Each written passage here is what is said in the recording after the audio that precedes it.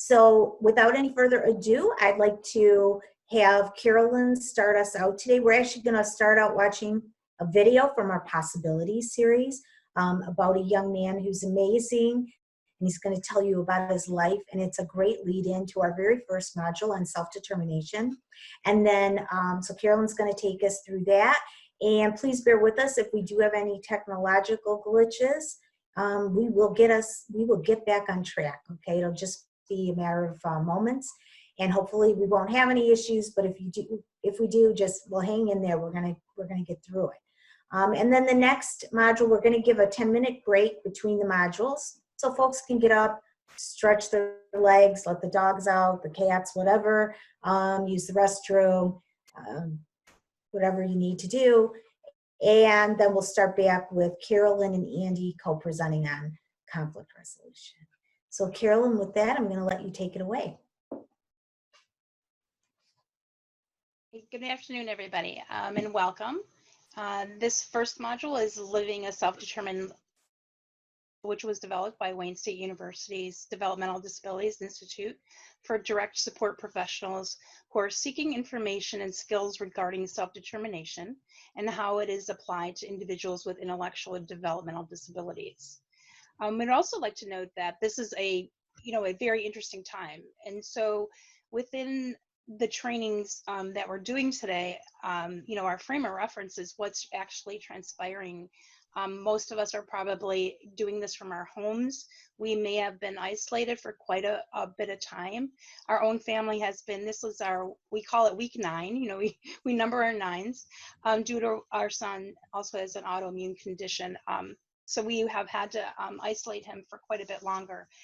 So it also gives us a frame of reference within choice. And I think it's making this even more important when we think about that within living a self-determined life, because I think it's also giving other people a frame of reference that might transpire if a person doesn't have access to community inclusion.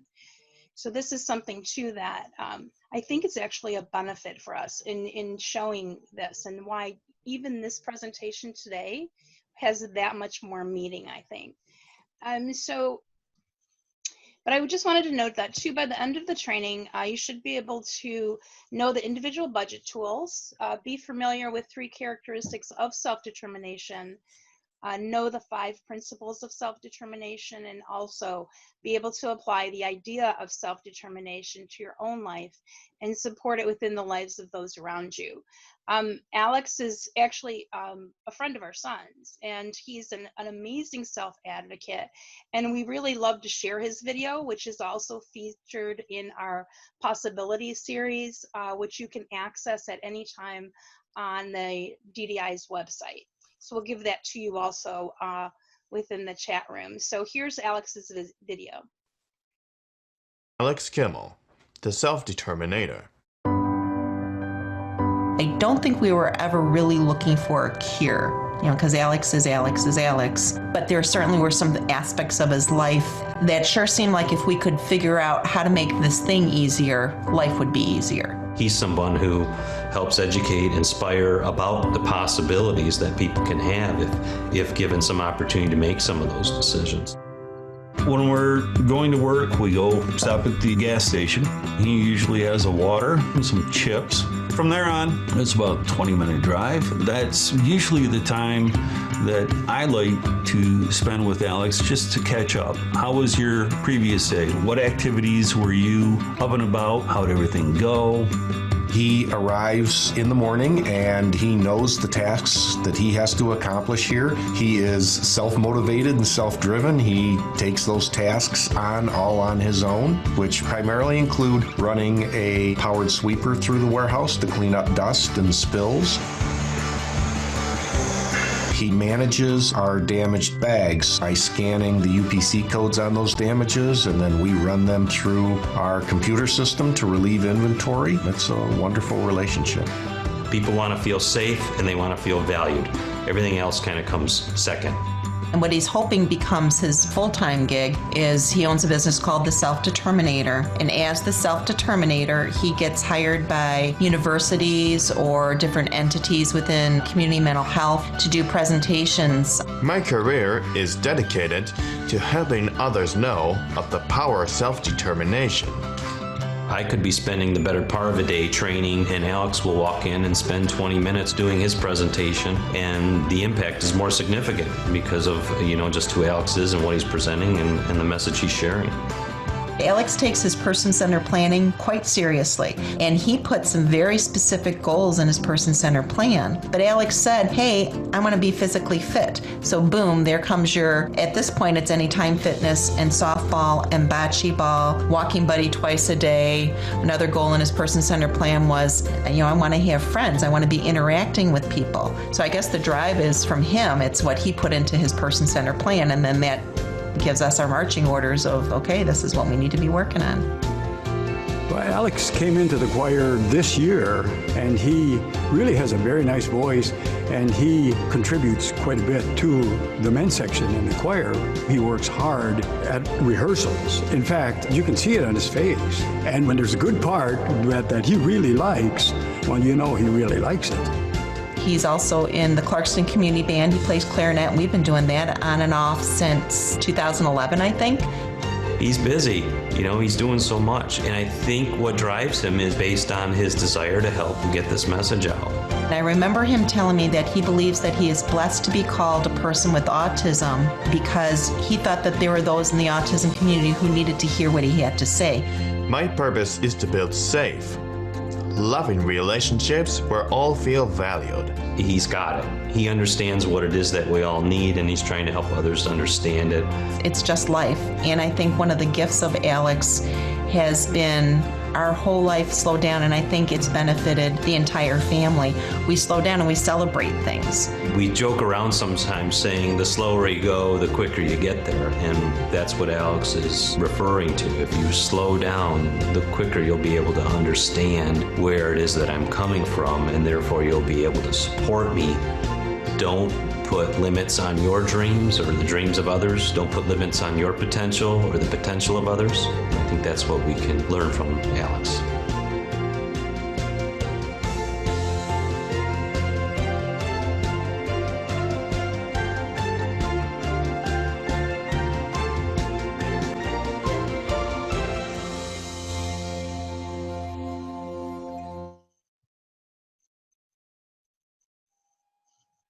Once again, that was Alex, and he's known as the Self-Determinator. He does presentations across the state of Michigan and has been featured in conferences nationally as well. He just presented at the Michigan Waiver Conference in the fall and did an excellent job. So once again, I'm going to go back to the training of this module. Again, it was developed by Wayne State University for direct support professionals. And that's something else that I do. I'm actually a direct support professional. So I'm a peer within this as well. And I really enjoy supporting individuals in creating their person-centered plans and their individual plans of service directed by their own choices. Once again, these are the learning objectives for this module. You should have gotten the pre-test prior if you're going to be requesting a certificate of completion for the module, and you should have completed that. And we're moving on now to what is self-determination. Now that Alex has given us a phenomenal introduction to self-determination, we can begin to discuss its definition. Self-determination is defined as a process that assists a person in designing and exercising control over their own life and directs a fixed amount of dollars that will be spent on authorized supports and services, often referred to as an individual budget. Self-determination revolves around the idea that the individual is able to set up standards for what is important to them. And as you can see within Alex's life, he wanted to be able to exercise, he wanted to be able to participate in the things that he liked within the community, like his choir, being able to work. and being able to do that within choice and his self-determination. So what actually is the individual budget? And this is what we're talking about within services that individuals access via their, either it be a Medicaid waiver, a home and community-based service waiver. We're talking about what that individual can do and empower themselves with, what transpires from both their PCP and their individual plan of service. And an individual's budget can be used to find and receive the services that they need to lead a meaningful life, purchase those services, choose their living arrangements, where and with whom they'd like to live, get connected with their community, and also contract with service providers, as opposed to having an agency or relative do so. And as you can see, for an example, Alex did that within his choices. Another thing too that an individual could choose would be their own service providers or an agency or company within service provision that could assist them within doing so.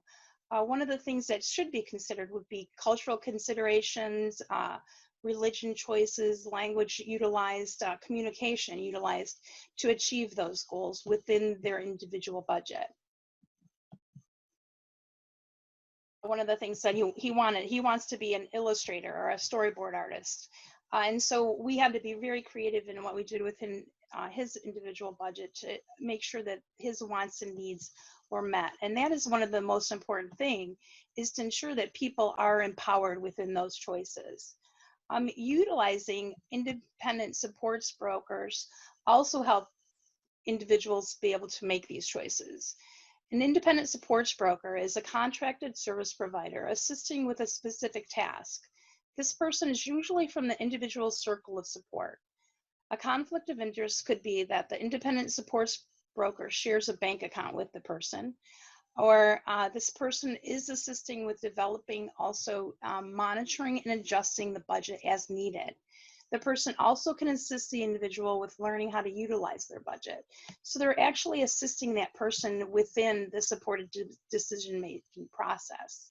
Now, the fiscal intermediary is the place where the individual budget is kept. And it also ensures that the laws are being met and the individual can decide which fiscal intermediary is used. That's always important, that the person has a choice and at least between two fiscal intermediaries to be able to utilize to assist them with their budget. And again, the circle of support can always assist with this per the individual's request and assist the person with supported decision-making in that process. The individual budget's purpose is to do a variety of things. As you could see within Alex's life, he enjoyed a variety of different activities in his life, not only responsibility, but also leisure activities. And these can lead to building a meaningful, self-determined life, gain greater independence and control over life decisions. Direct support professionals can help within the decisions for the individual to be able to utilize these tools.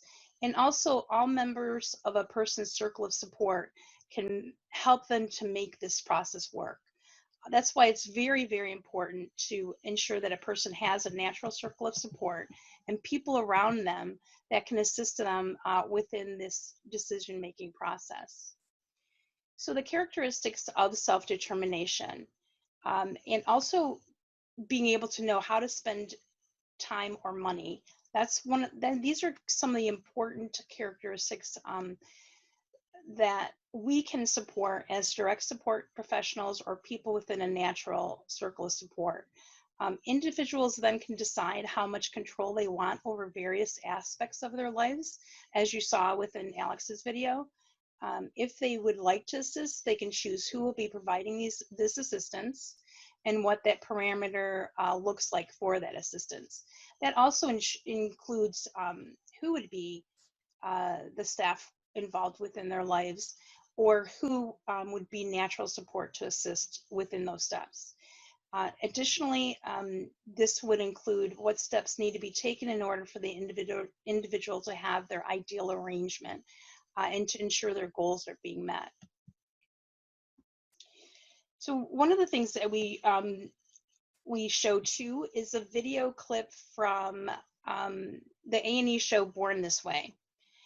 It helps us to understand self-determination, and we're going to watch this brief clip to show how individuals from a group of people that have Down syndrome navigate their life. And then after the clip, we'll discuss it a little bit.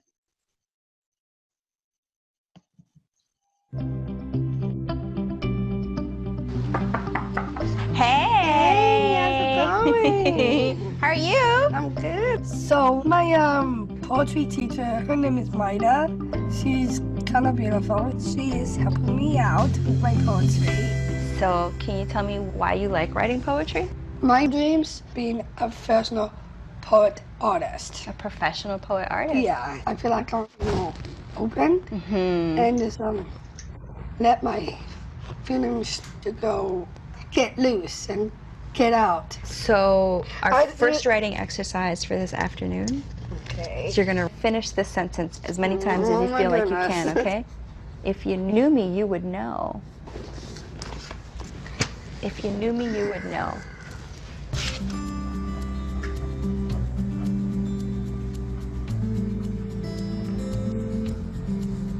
Done.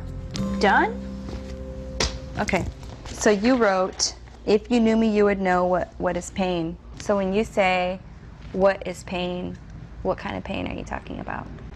Physical pain or emotional pain? Emotional pain. Okay. When someone treats you like you're nobody. Okay. Have you ever felt that way? Yes, Okay. a lot. If you knew me, you would know what I can do with my life. Yeah. What can you do with your life? Anything. Well, I put my mind to it. Whatever you put your mind to. What's Yeah. one thing that you want to put your mind to? Writing poetry is one. Yes. If you knew me, you would know I can show the world who I'm becoming. Yes. Who are you becoming? Me. And what does that mean? So I want you to think about that. I want you to paint a picture, yeah? If you had to paint a picture with words about who Elena is, what would that picture look like? I'm honest. Okay. I'm caring. I'm fragile. You're fragile. Like a flower. What kind of flower? A sunflower. A sunflower. I break easily. I have an idea for a poem for you. What? The first line of your poem is, this is your starter line, this is your homework. Mine? Yeah. I am fragile like a flower, Fragile like a flower. like a sunflower. Can you finish that poem for me?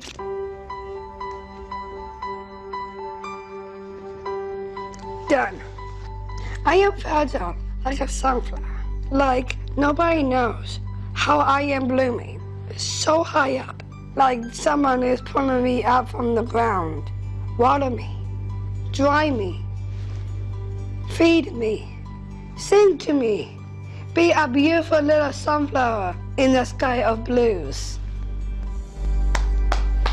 Oh dear, Sonny did it again. You know, I'm going to tell you something right now. So you have all this story. pains. You have all this story. You have a lot. You have a lot more than just emotional pain. You have a lot of story. Got a lot of stories to tell. You got a lot of stories to dreams to tell. catch And you know up. where they're at? They're right here. They're like right underneath the surface. Like an ocean. Like an ocean. Yeah. Like an ocean. Like the deep, deep, deep part of the ocean that nobody knows anything else about. Yeah. So if you want to be a good poet, if you want to be a good writer, you have to be willing to dive really, really, really deep down into that dark part of the ocean. Yeah. I want you to go another layer deeper. All the way down. All the way down. Oh dear. All the way down. Yeah? That's an excellent example. The person supporting Elena in that video was her poetry teacher. So what we would normally or usually do if I was doing this training in a personal setting, we would break up into groups and make a list of how Elena was practicing self-determination. but also how her poetry teacher was supporting her within that process. So if you could just, in the chat room, maybe put down a couple of things that you saw within their relationship, in the way the poetry teacher naturally supported Elena, and then how that gave and empowered Elena to make choices to be self-determined within that exchange that they had. If you could just put some things within the chat box, that would be great. As I said, this clip was from the A&A show Born This Way. And let me go to the chat box and see. As you could see too, they had a very cool relationship, a very natural relationship. Some of the responses that we're seeing here was affirmation and encouragement and soft challenges. You could see the trust between them and see that their relationship was a powerful one. Amanda indicated, I love how the teacher affirmed her and pushed her to think deeper about her feelings. And that's very important, especially within something like writing poetry, right? Because it's actually an expression of yourself. Andrew put down partnership, and it is a partnership within something like that. You could see that the teacher let Elena be herself. That she was encouraging her to express her feelings and process and guide her gently through those feelings. And that's something that's gentle teaching does quite a bit, is it allows you to support somebody within their daily lives and use respect and trust within those types of relationships. Let's see, Brianna said it was beautiful, natural it was, and it was. You could tell that they have a very respectful and trusting relationship between them. And that's so important, especially when you're supporting people on a daily basis and encouraging them to become empowered and to utilize choices in their lives and become self-determined individuals. That's a really good show. If you've never watched it, Born This Way is it's a really fun show. And it shows how the adults within the show and individuals are living more community-based lives in their choices that they're making, and they're growing and how they grow within the process by the individuals that support them and their natural circles of support. So what we're going to discuss next is the 5 principles of what self-determination actually is. We in Michigan have been a leader within the self-determination process. We actually have a center for self-determination that has a lot of resources and information on it. There are 5 principles of self-determination that will be discussed throughout our presentation today. Those are freedom, authority, support, responsibility, and confirmation. The principles of self-determination, and we're going to start with freedom. The individual defines what a meaningful life is, and their circle of support can support the person while still promoting their independence. That is so important within things like supported decision making. The focus is on the individual and what they determine is important. The individual should always feel free to make their own decisions, while their circle of support provides and offers them the tools in order to attain their goals. The individual should always feel free to make their own decisions, while their circle of support provides and offers them the tools in which to attain those goals. For example, if an individual would like to move out of their parents' home and get their own apartment, the parents and others within their natural circle of support should collaborate with the individual to discover what resources are needed in order for this to become a reality. The principles of self-determination also include authority. As previously discussed, so the individual has the right to decide which services are chosen. This remains true regarding the people within the natural circle of support. The individual has the right to choose who will be involved within their decision-making process, and that's very important especially for things like the person-centered planning meeting and formulating an individual plan of service.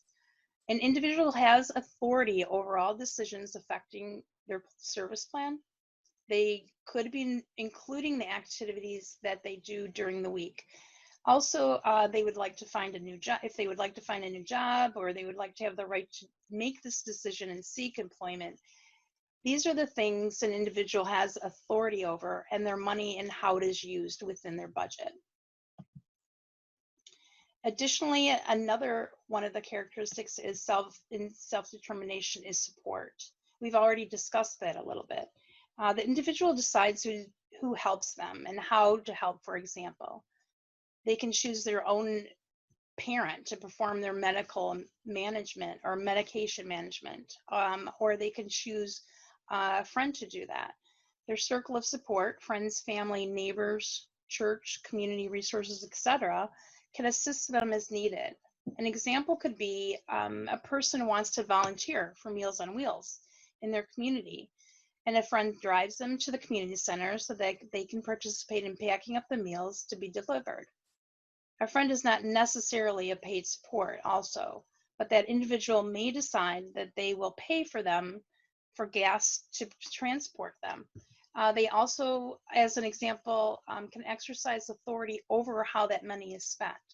So they can say, yes, I want to pay for my friend's gas to take me, and so that we can volunteer together. They can also seek aid outside of special services, such as purchasing a service in the community.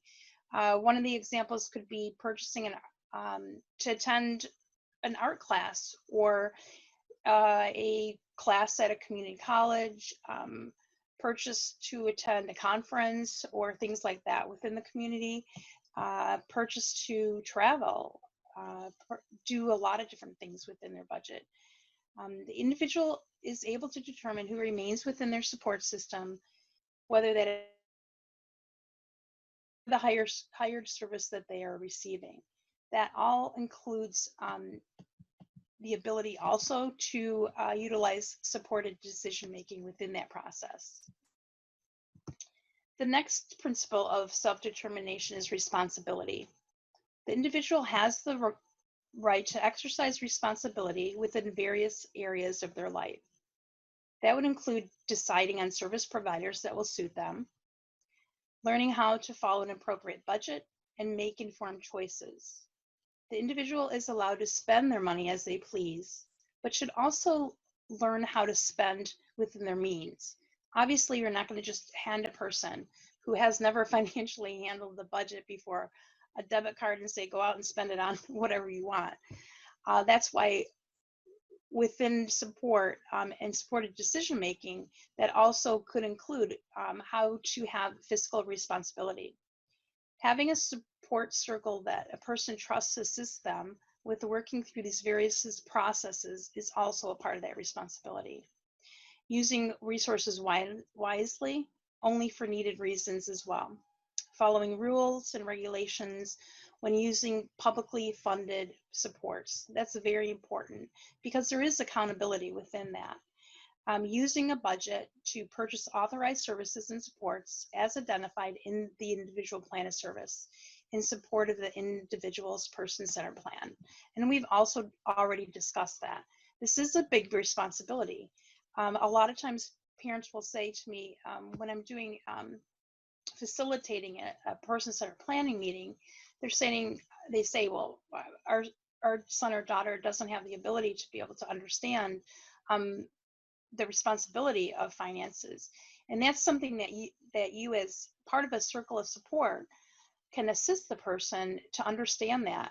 You could even have a goal for a person to be able to learn more about fiscal responsibility.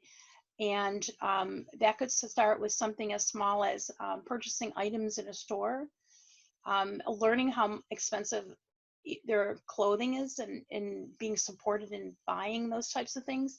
There's a lot of different goals that can be established to show those types of things. But every person that, obviously every individual has things that they purchase, and they are an active consumer within that.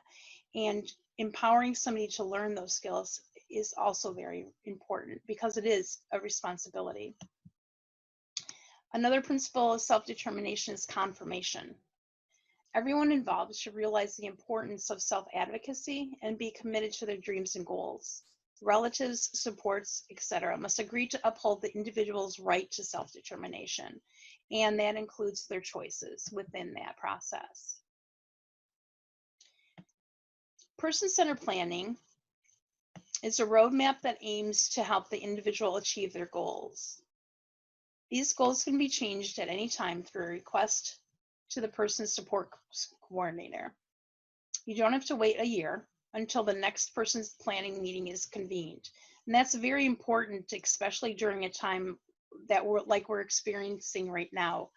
If somebody's needs have changed because of COVID-19, this is an optimal time to be able to discuss that with a supports coordinator to say, I may need extra support at home now, especially if I go out and participate in some type of an event in the community or a class within the community. Or let's take Alex, for example. If he's not able to attend his choir sessions, what could assist him to be able to still participate in that? One of those could be a Zoom meeting for choir practice. But if he didn't have the technology to access that, or something like telemedicine, then it's very important that the person's plan address those increased needs or different needs that could be transpiring within a time like that's occurring right now. Additionally, person-centered planning empowers the individual to make their own decisions and remain autonomous. The focus of person-centered planning is to be able to build on the individual's dreams, gifts, talents, and resources. Also to support the individual to have a meaningful life, focused on what they want and what their choices are.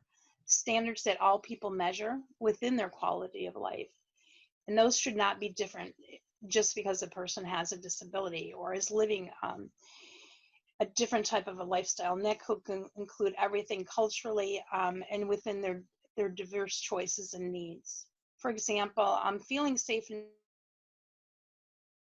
by family and friends, having a way to make a living, financial security, access to quality education experiences, good health, and to be able to spend time doing activities that individuals enjoy and are interested in. And that's something, especially right now, that a lot of people may have taken for granted previously, and now they're actually feeling it, right? I know within everybody's life now, we probably miss being able to go to the gym or being able to go to a class or visit with our friends. And that's why it is so important for people to be empowered and to have a really good person-centered plan, because that ensures that the person's choices and their self-determination are active within their life on a daily basis. A person-centered plan should include goals that are based on the individual person's needs and desires. Each person-centered plan will look at what it's based on and the importance to the individual it is designed for. This graphic shows examples of aspects that could potentially be included within a person-centered plan. And this is a wonderful graphic. I've actually printed this out and used it to help facilitate person-centered planning meetings. It's like a visual that can promote ideas and conversations. So something like within Alex, and the example that I use after watching Alex's video is that he wanted to improve his physical health.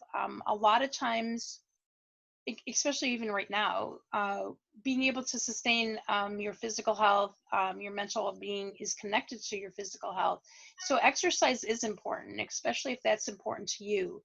The goal could be that, Alex will join, LA Fitness and exercise at least 2 times per week. That actually can be a goal within your plan of service. It can be discussed how to meet the goal.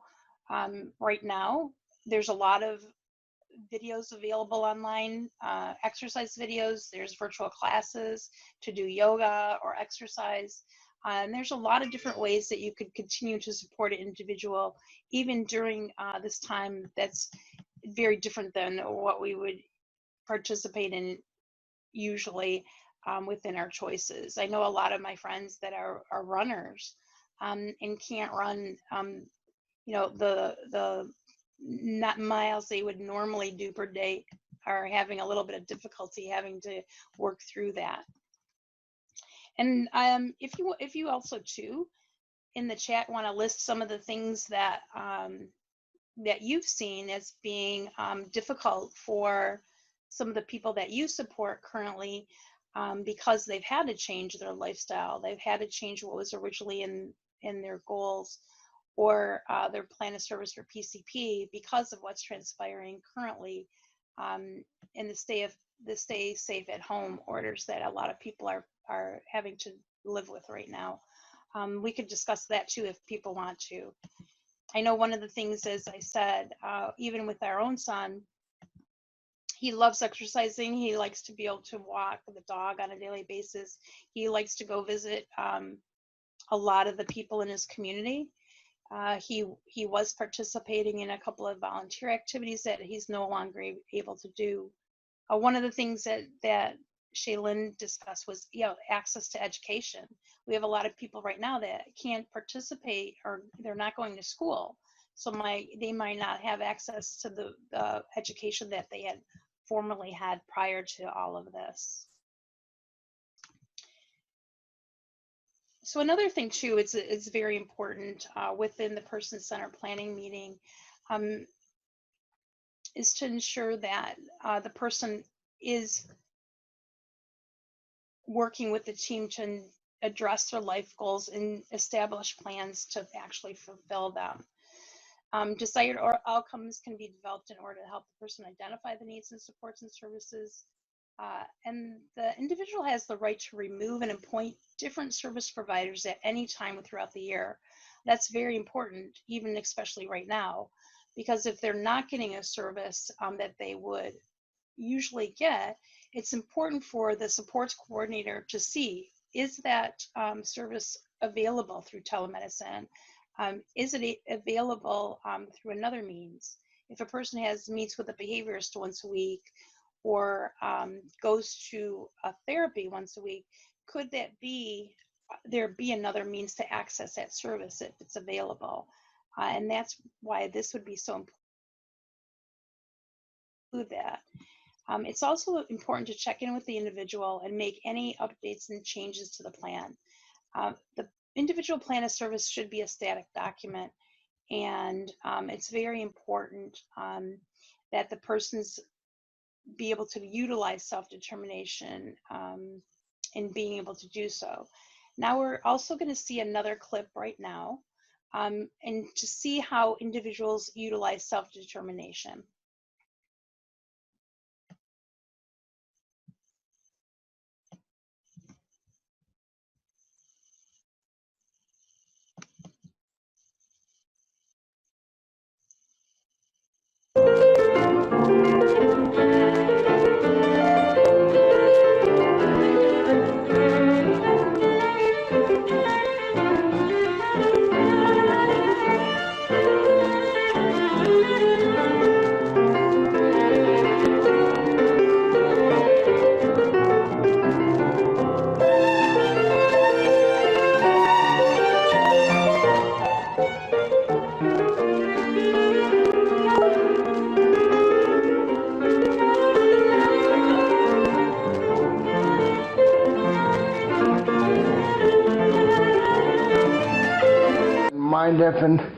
My definition is being able not only to be independent, but to be able to make the decisions necessary to live the life to the fullest of my choosing.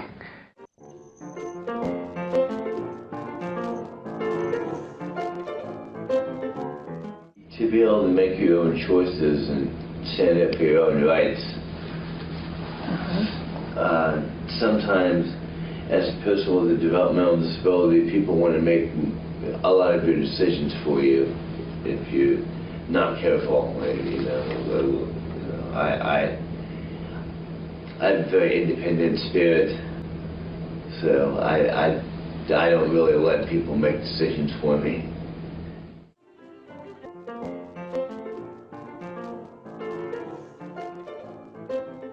Self-determination is where a person's able to self-determine their own life and make choices and be independent and being able to hire or fire their own staff.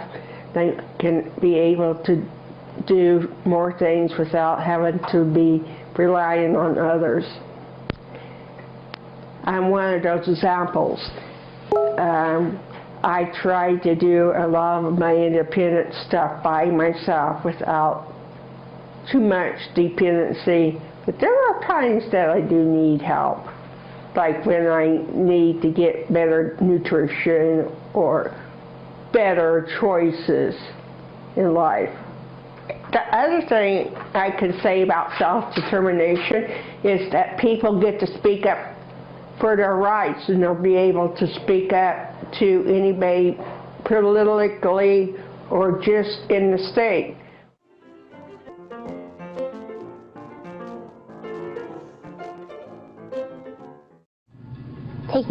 Being supportive of yourself and be able to stand up stand up for what you believe in.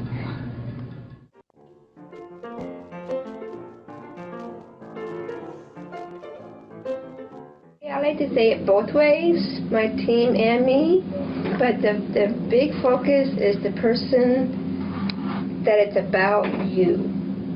So the big part of self-determination is the self part, and the self part is you.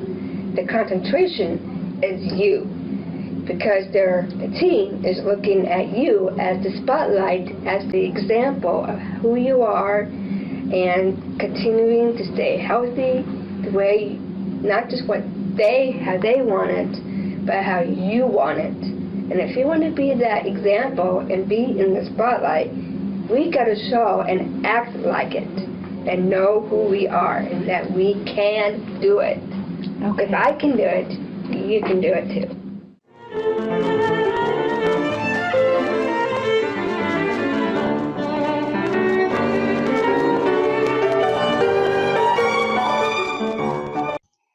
So I really enjoy that video because it shows a bunch of different people and how they express that.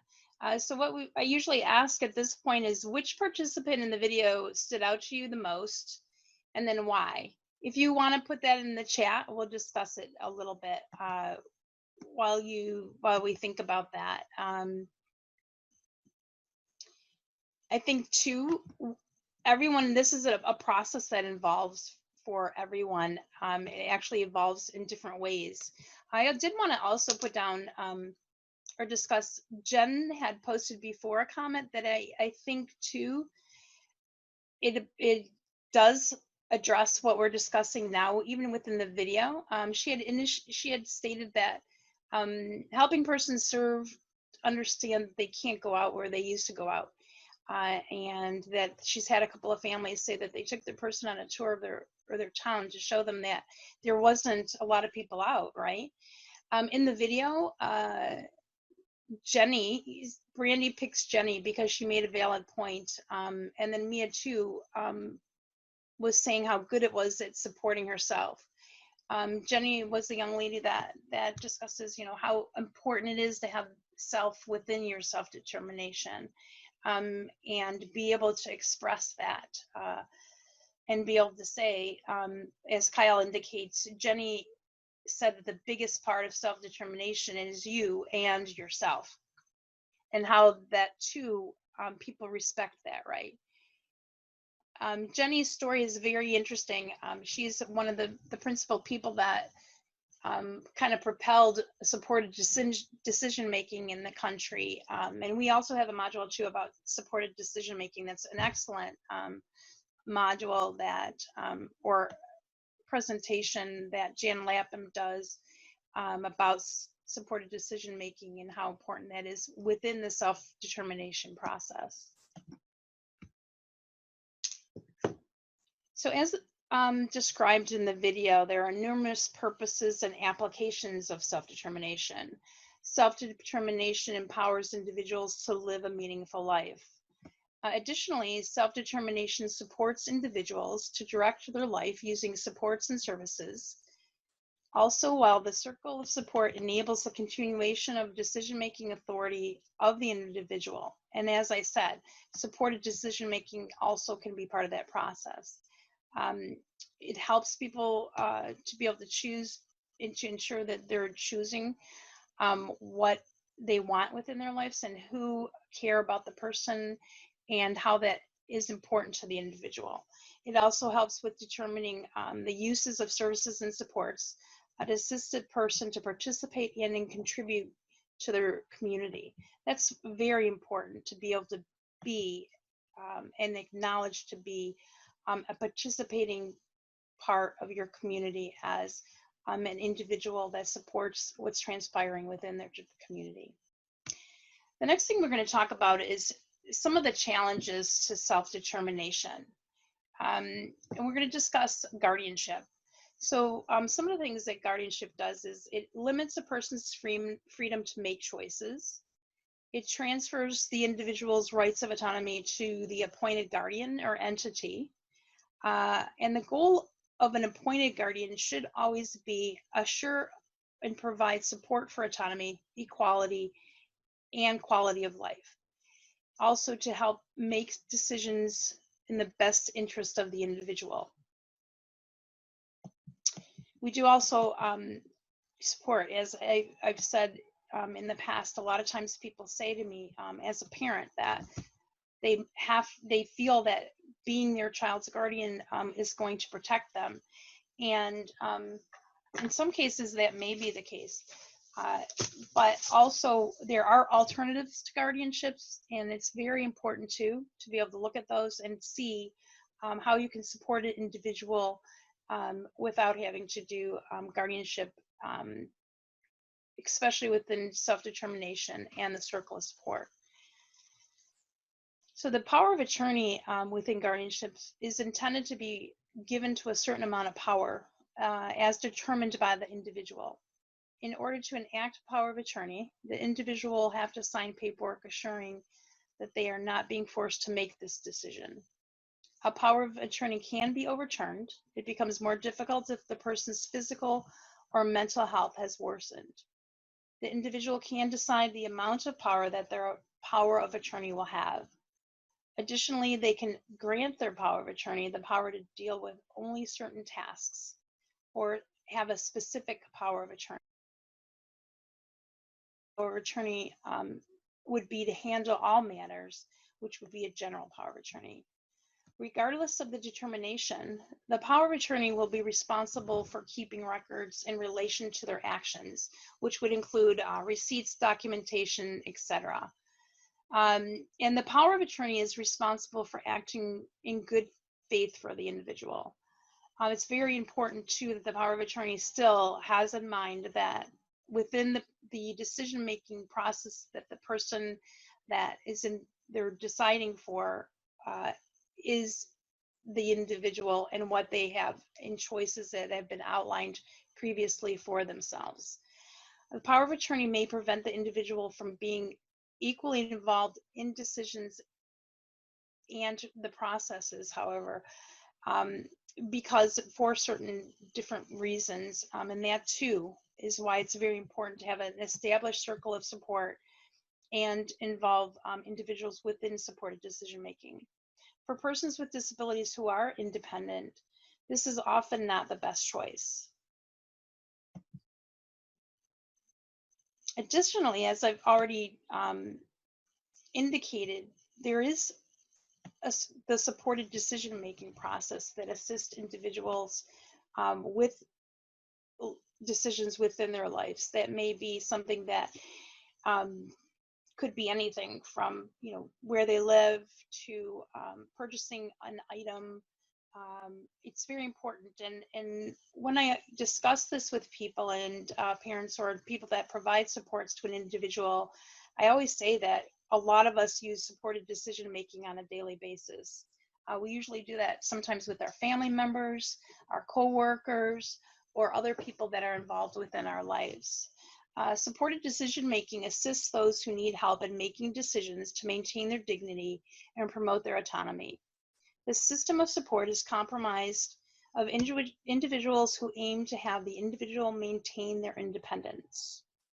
So usually we do like an activity,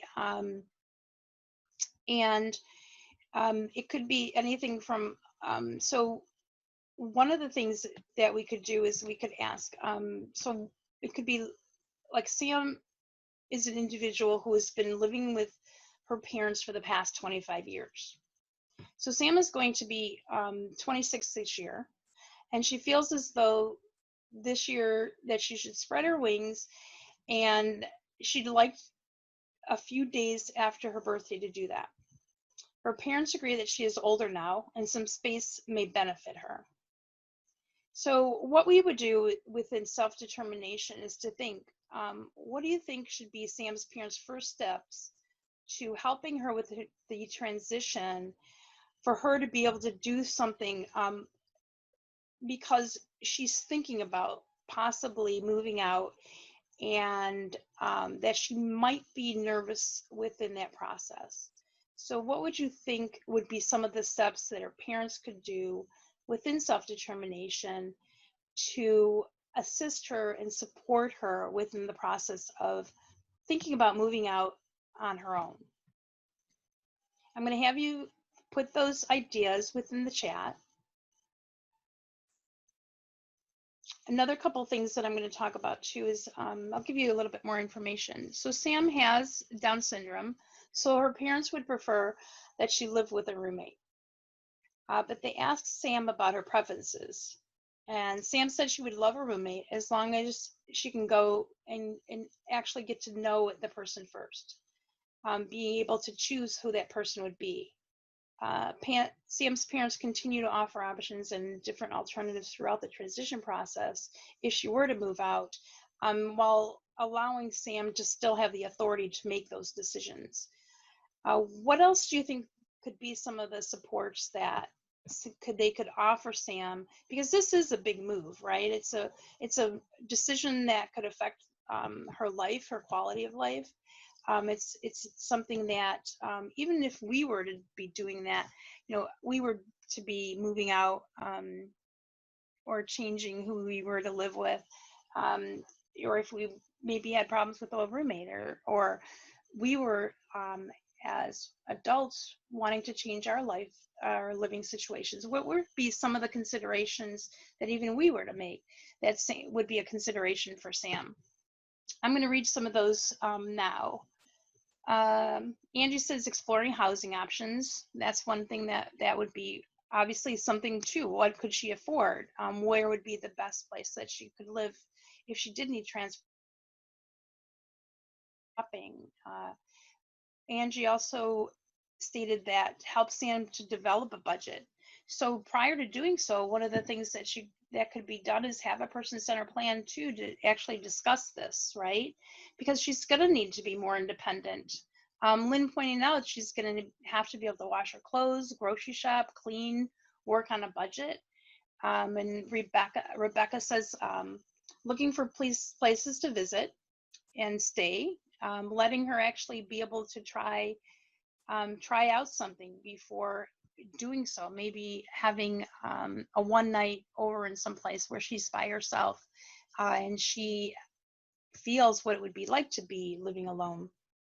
Melody states who her service providers are, knowing her social security number, who to give it to, and that's very important because that could open up doors to financial fraud or things like that. And we do have to discuss, things like risk factors when a person's living on their own and within the community or in a supported living situation. Karina says public transportation. Julie mentions practice skills needed to live on their own, which could be anything from ensuring, well, just like us, right? When we're going to live alone, we have to be able to make our own meals, shop for our clothing, do things that perhaps other people would do for us or assist us with on a daily basis. One of the goals too, Michelle says, can she arrange for her own public transportation? Even for things like calling an Uber, right? How to have an Uber account or a Lyft account. How to read a bus schedule. Those are the types of things that a person could have within their PCP, derived from a person-centered plan, and have those types of goals in an individual plan of service prior to a person moving out to actually prepare them and know the types of things that they would need support on within a supported independent living arrangement. One of the things that's also mentioned, Karina mentions, is learn about internet safety. And that's the thing all of us really should learn about, because a lot of times fraud could take place on the internet, or victimization, things like that can take place within an area where you don't know who you're really talking to on the other side of that screen, right? So those are a lot of really, really good suggestions from everyone. And it's very, very important to look at these things, especially in such a huge decision, to ensure that the person not only understands that the access is there, but also what would be involved within responsibility. And that's where we can go back and look at our 5 principles of self-determination. Within those principles, utilizing those to say, what within the path of self-determination would a person need to be able to understand what the responsibilities are within those life choices. Learning to live on your own is very challenging for a lot of people. Just think of a senior in high school that's going to be going away to college to live in a dorm, and what the responsibilities would be there. Wouldn't only be, money management, managing their schedule for school, but also, managing things like they might have never done before, laundry, their what they're going to eat on a daily basis, things like that. These are the types of things that we should be considerations, especially for individuals that are looking to make and to become empowered and self-determined within their lives, because it can transpire and it can empower the individual to make these types of larger decisions broached from the smaller responsibilities that they can learn on a daily basis. So the path to self-determination and what the future of self-determination is, that is so important for all of us to understand, especially within its philosophy, especially within the way that we encourage individuals to be self-determined on a daily basis. We must continue to educate others about what self-determination is, and obviously what the benefits are of that to the individual. We need to continually advocate for statewide national changes in philosophy, service delivery, and management. Resource to those in government in order for them to better understand what self-determination is and means to both individuals with disabilities and to our economy. And we really should keep the dialogue going within that, because especially now, within what's transpiring in our country right now, especially for people with disabilities, I do think that we're lucky in the state of Michigan that we've had a very strong disability community that has advocated for self-determination for individuals. I was on a meeting yesterday, a virtual meeting where Governor Whitmer, she mentioned self-determination, and within her new executive order that was published yesterday, she's addressing not only access to medical care, but access to individuals with disability to ensure that their choices are being honored within the process of things like medical choice and accessing things like telemedicine, or what is important in your life during this time, that there are changes for each of us, and especially for individuals with disabilities who have a person-centered plan and an individual plan of service that is dependent on the services that are being provided to them to ensure community access. I would like to open it up to questions regarding this, especially if you're experiencing within the support process, or you as an individual with a disability are experiencing some of this, especially now, because it's a little bit different. I would love to see comments or questions regarding what's important and what you feel are path to self-determination, how we can better support that within the lives of individuals with disabilities. Especially now, I'm going to first of all go over a couple of the comments that people have made. Lynn, you've said, yes, that was a very informative meeting with the governor, and Elizabeth also agrees. Melody says, knowing how to shop on a budget, and as well as knowing about what to put in a body and avoid frozen prepared meals. I think that was when we were discussing Sam's decision-making process, and that is important. A lot of the things that are transpiring right now within access to food, even during COVID, right? It's really important to ensure that we're eating properly, exercising, and maintaining both emotional and physical well-being. So what are some of the things too, I just want to ask really quickly if you have learned from this training as well that you may have not known previously. And then Kim also makes note that choices are limited by support staff availability. This system crisis of the DSP shortage affects self-determination and self-autonomy. And that is true, because if we don't have, if an individual doesn't have, their staff cannot come to their home, if they themselves are sick, or if the person that they're providing supports to is sick, this has been a very, very challenging time. I think too that this time will actually provide a very unique opportunity for us to have discussions about what can be placed into plans to support types of they are kind of like a crisis situation, correct? If you don't have direct support professional staff, that could limit your quality of life during a time like this.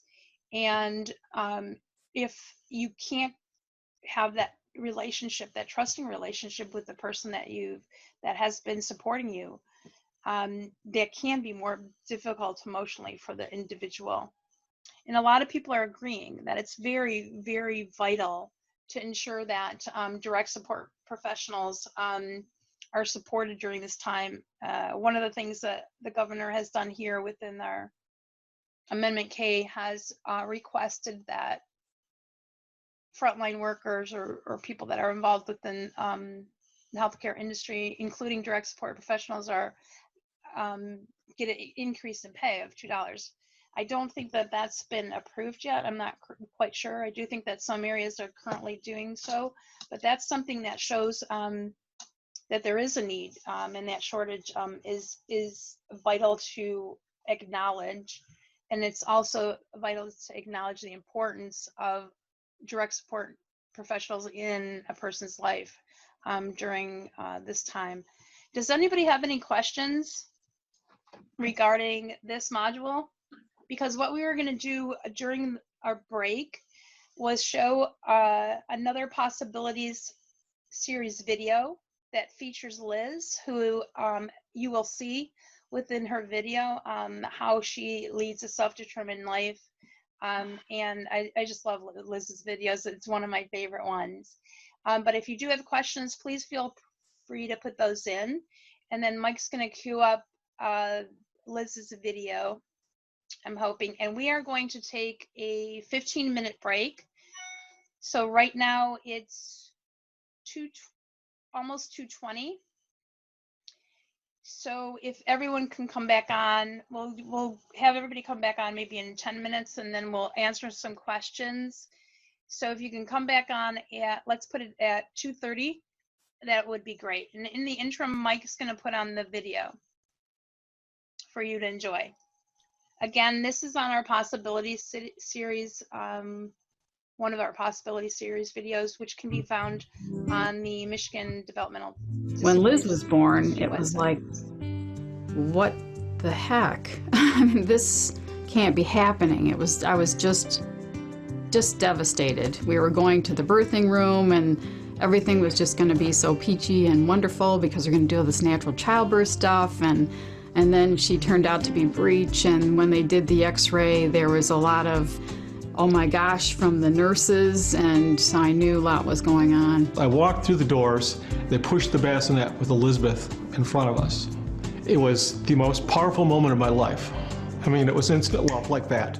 Then my husband came in and talked about how beautiful she was and how she looked just like him and how excited he was to have her. And it just totally, it was like this turmoil of negativity, but yet he's happy. And it's like, well, I should be happy too.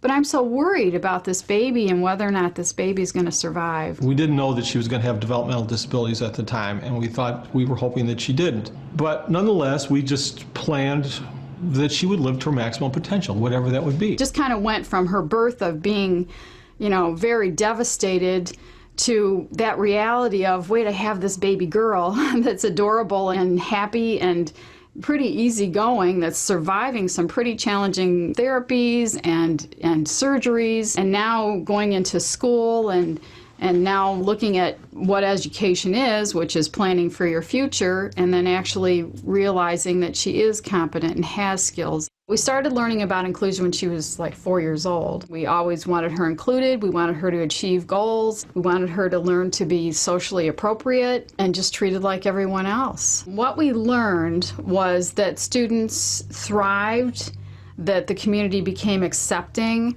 that it opened doors for her as an adult because it would be relationships that would build upon her skills and her abilities and her acceptance. Liz is 31 years old. She's been living on her own for about 5 years. Elizabeth is the owner of this condo that we're at, and I take care of her. Liz has always had a full-time aide. Liz needs a lot of support, so she always has what's called a parapro in the special ed programs. It's almost like a sister bond because I've been with her for so long.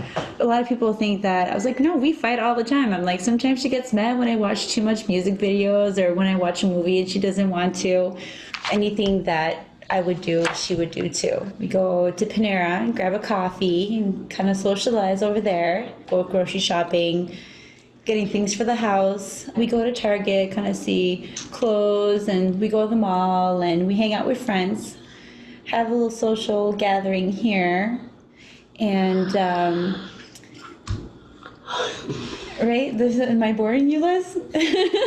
We have allowed Liz to take risks in her life, and because of those risks she's taken, she's done things that Chris and I will say, wow. Liz was a child when she started, so she's been with us many, many years. The benefits are huge, and they're multiples. There's exercise, recreation, social, interactive, there's bonding. She has progressed in her riding to that she turns her horse and she signals the leader when she needs to turn, when she wants to walk on, when she wants to go. She's a very opinionated young woman. She knows what she likes. She knows what she likes to do. Progressive and as open as we tried to be in our beliefs and everything, we had no idea how much she would progress, how she would grow, how she would change. She has responsibilities in the week. She has to go to work. We start off, we punch in usually 2 hours a day. We really want her to be in the public's eyes. We are in charge of pricing and returning the products that people don't like. I make sure that she does the best of her ability. I don't do the job for her. I just make sure that she's there doing the best that she can do. The first thing that all parents think about, and I think particularly parents with children with disabilities, is their safety. And Some parents don't let go. That's easy. Elizabeth doesn't talk. I can't let her go here. She can't go there. What happens if she falls? What happens if this happens? You know what? All those things have happened. She's not made out of china. She's a young woman, and she's fine. And it all has to do with the opportunities that we've given her. And we aren't special people. We learned things. We took the initiative to learn, to find resources and to find opportunities for Liz, to give her experiences and to help her grow, just like you do with any child. And other parents thought that we were just bucking the system and trying to be difficult people because we wanted inclusion and we wanted her to be self-determined and give her opportunities instead of just take care of her like some poor sap. And she's not a poor sap. She's a person with a lot of potential and ability, and it's paid off.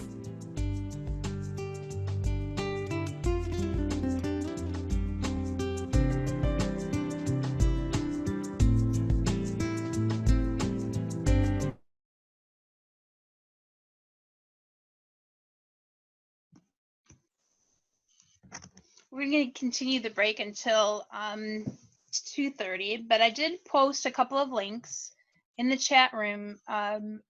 One of them is for the Possibility Series videos, and another one is our address for links that will actually direct you to our resources page, which has an excellent amount of resources on a variety of topics. If you've never visited our website, please make sure that you include it and also provide it to the people that you support as a resource.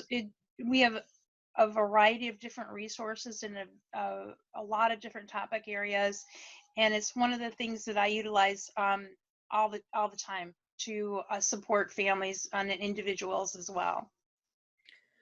Carolyn, it's Elizabeth. Yes. Thanks. I made it back. I just wanted to say in regards to the PowerPoint, when you complete the post-assessment, so you had a pre-assessment, right? And now you're going to do a post-assessment. Nia will be sending you guys that link, and then you will all receive the PowerPoint presentation for today. All right, let's go ahead and start. It's 2:40, and welcome back to Conflict Resolution.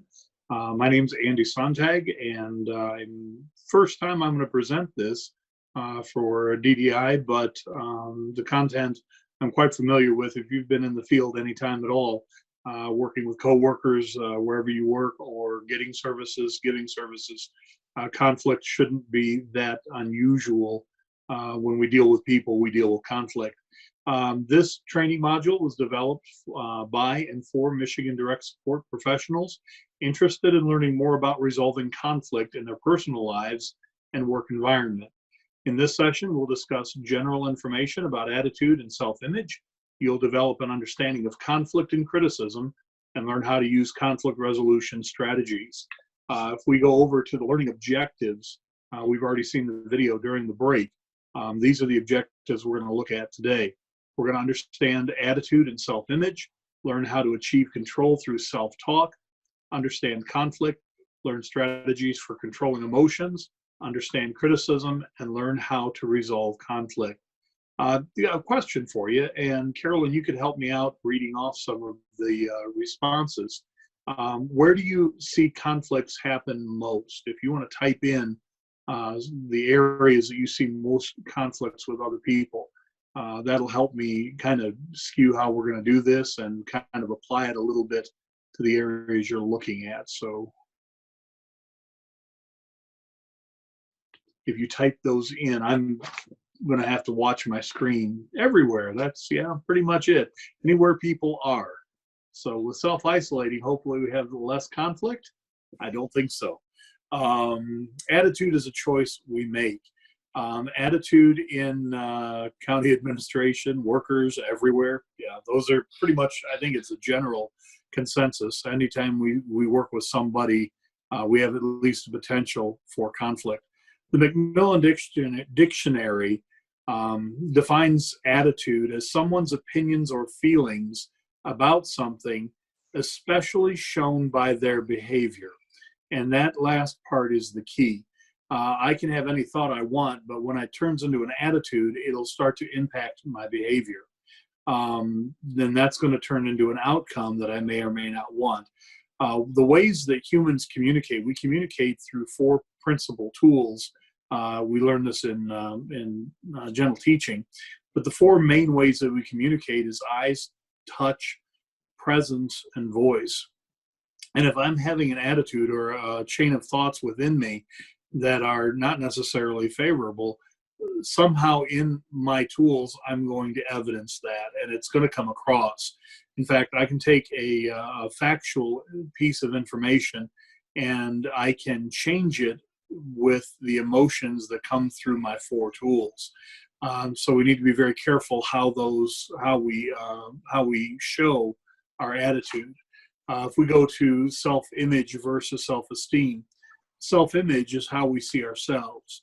Self-esteem is the value that we place on what we see about ourselves. And self-image, different people have, some people have a great self-image, other people don't. But the self-esteem, to know the value, is the most important thing. And sometimes we can defer that value to the value of what we're dealing with. I may not have a great self-esteem, but I can have a great confidence in what I'm doing.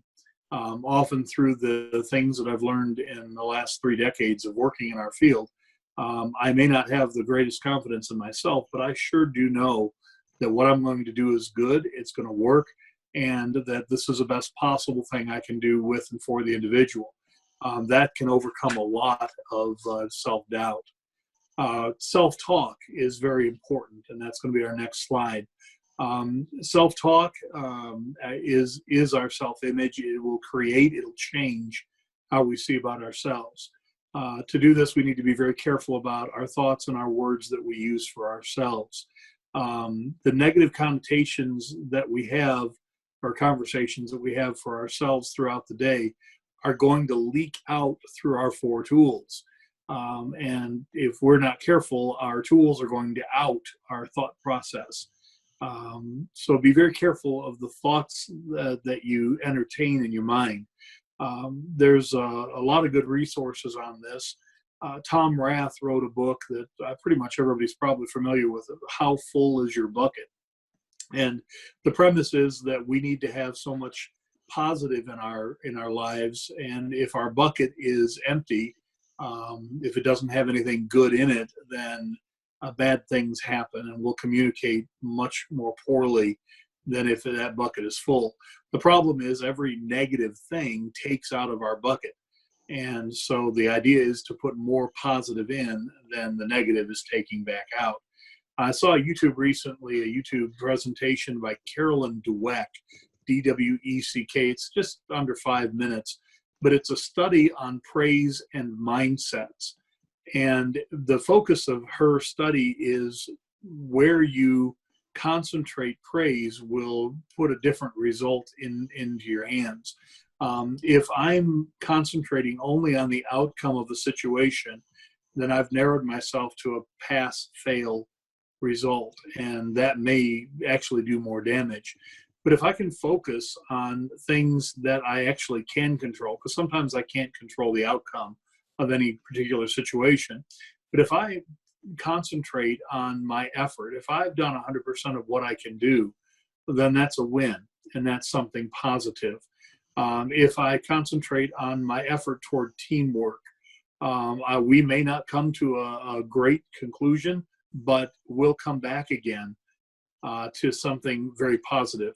Someone asked who that person was. Carol Dweck, D-W-E-C-K, and it's a study on praise and mindsets. Sometimes the best that I can focus on is the regrouping. Failed, well, we regroup again, and we'll just stay at it until we can get something done. And again, those are things that help keep my bucket full. When I was black and white thinking of either I'm going to get it done or I'm not, then that didn't work so well, and more often than not I would fail, and that just helped to further a bad self-esteem. Use positive words when describing yourself to others. Use positive language when talking to yourself. And this goes against the American society way of doing things. In fact, I went to visit a friend in Mexico who'd been down there for quite a few years. And before we went to meet some of his friends, he had to stop and let us know, the group that I was with, that we need to be very careful how we communicate down there. It's nothing unusual for an American to use bad comments about one another in a joking way, like saying, "Oh, that's stupid," or "that was dumb." Those are things that we do very commonly, but that was not received well in that other culture. And it really showed me that the focus of our American culture and the way we communicate can be more detrimental to us than positive. So we need to be careful and work on saying positive things, saying nicer things. And that's very important when we talk about ourselves or to ourselves as well. Recognize when you've done your best. When we've done our best, there's nothing else we can do, and we need to reach over our shoulder and pat ourselves on the back, if not just for a moment, and then move on to what other things we can do. Causes of conflict. Just about any place you turn, there's going to be places the conflict can arise, and it doesn't mean that somebody's trying to cause trouble. It just is built into the human experience. Miscommunication, different values, different objectives, different ways of doing things, and a different personality. I had a problem in England. I had traveled, and it was one of my first times out of the country, and I was getting ready to check in. I was very tired. I'd overbooked what I was going to go see, and I was trying to check into my hotel, and I'd mentioned to the person at the desk that I just wanted to go take a nap before I did anything else in the city. And the person asked me if they would like if I would like them to knock me up.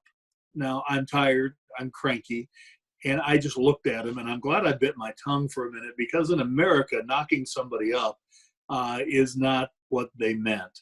What they meant was what I like a wake-up call. And I said, I had to stop, and I had to say, what does that mean?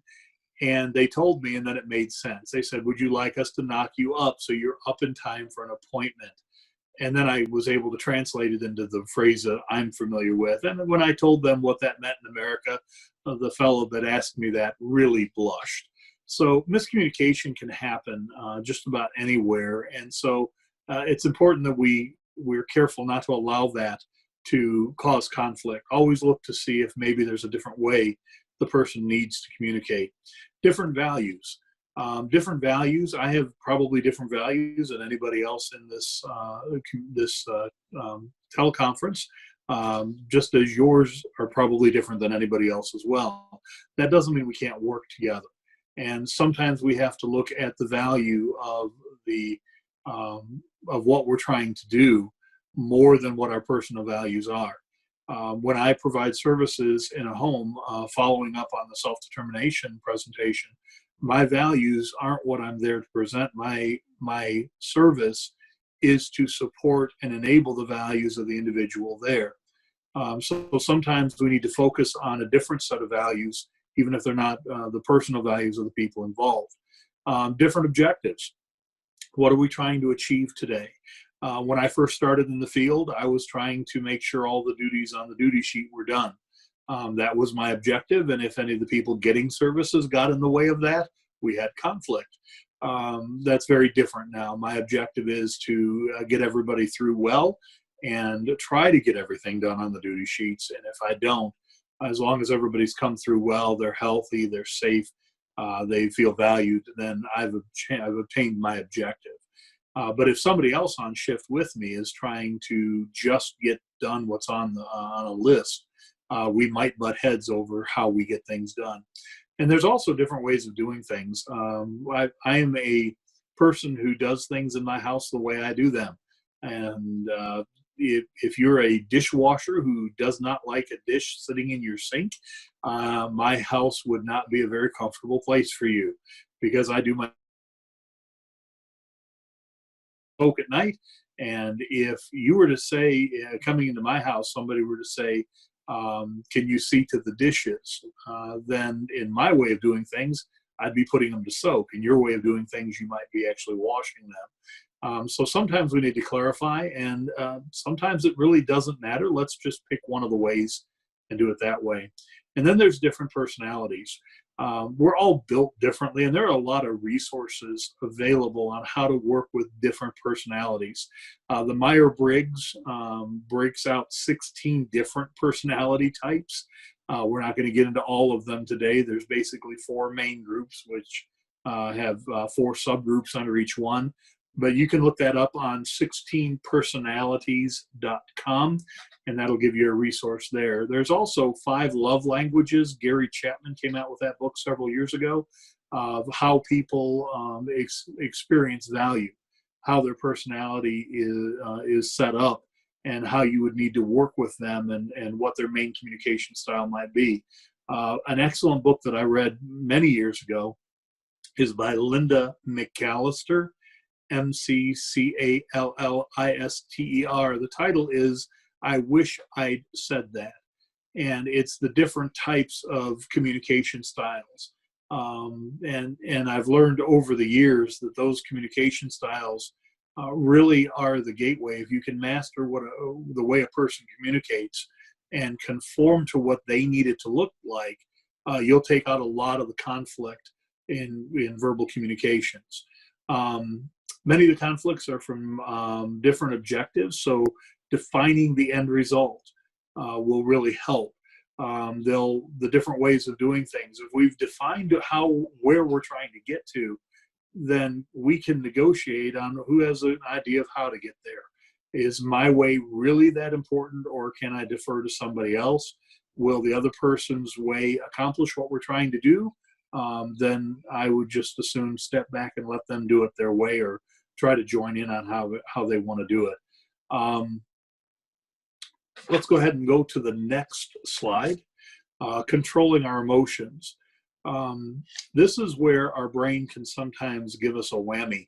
Our prefrontal cortex is where we make our executive decisions, where we make our rational decisions. But when we get into our limbic system toward the back of our brain, then our emotions take over control. And the goal is to try to not make decisions from back there. Anytime that we've said, boy, what was I thinking when I said that, or what was I thinking at that time, it's not so much what we were thinking, it's where we were thinking. And if I'm thinking with my emotions, with my limbic system, then I'm not going to get a good result. It'll feel good at the moment, but then I'll have a lot of damage control to deal with later on. Number one, try to stay detached from the person. If you get into a power struggle, if you're trying to do control issues with somebody else, it's not going to come out well. You're going to get emotionally involved. But if you just stay focused on what you're trying to accomplish, that'll keep your emotions down quite a bit. Focus on the behavior or what you're trying to accomplish, not on the individual. If an individual is doing something, say they're getting in my face and getting loud, sometimes I don't want to say, hey, you need to chill out. That's going to get their emotions going. I'm already into my emotional center. I need to focus more on what do I need it to look like. Let's lower our voice so we can have a good conversation. I want to accomplish something here. I want to get a resolution here. So let's talk softly. We can do this. And sometimes you just need to break. You need to take a time out for you or for the other person to be able to regain an emotional control and go back to being objective again. Understanding criticism sometimes can be difficult. That's our next slide. You can tell when somebody's dealing with from a bad place if they're using the blaming thing. That's usually not a good place to work with somebody from. An iMessage is an attitude that accepts responsibility. I hear you. I'd like to work with that. Let's see what we can do. The you message is often demeaning. You have to take care of that. You need to change something. And that's a great invitation to a power struggle that you're not going to win. The goal of the iMessage should be a we message. It should be, what can we do? Let's you and I get there together. We can do this. But sometimes you have to start with the I message and take responsibility. When the other person's right, that's usually mouth to start with, and we've put our foot in it, and we find out, hey, the other person actually is right. They've got a better way, they've got a better idea, or I was just completely wrong. Then there's a couple of steps to help with that. Number one, admit it. Just be honest, and that takes some humility. And if you eat enough crow in your lifetime, it'll help you develop that humility a little bit. Sometimes you just have to say, you're right, I blew it, I made a mistake, please forgive me. Let's regroup now that I know that I'm wrong, and let's go forward from here. Also, thank the other person. Thank you, especially if they've dealt well with you while you were wrong. Thank them for holding to what's true, what's right, and also if they've been kind while they did that, especially thank them for that. And then get back to being assertive in getting something done about it. I was wrong. I'm grateful that you were able to tell me that without hurting my feelings.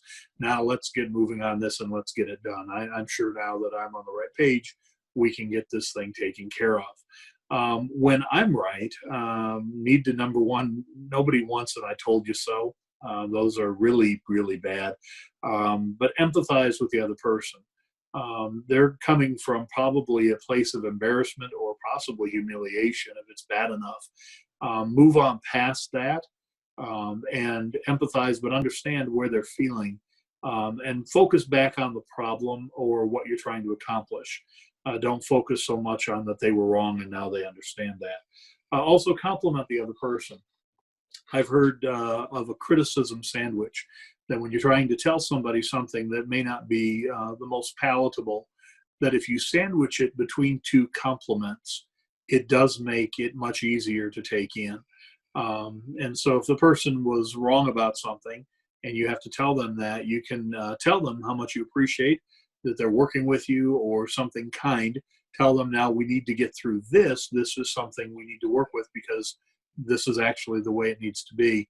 But I appreciate that you and I are working together on this. So you've sandwiched the problem in between two compliments. Another thing that you can do is put in a place that going forward, you might not have the conflict come back up again. When I'm dealing with staff who I've had to have a meeting with, especially for disciplinary action or a substantial problem, we look at it trying to go forward from here, something that they can take with them so that this isn't a problem anymore, and some way that they can resolve this in the future without taking inappropriate action or actions that don't follow the structure that we need to follow. That's going to take us into our first activity, and I'm going to turn this over to Carolyn for the first activity, and she's going to take it here, and then I will talk to you soon. Thank you. I also wanted to just let everybody know I did put a couple of links in there regarding the books that were mentioned.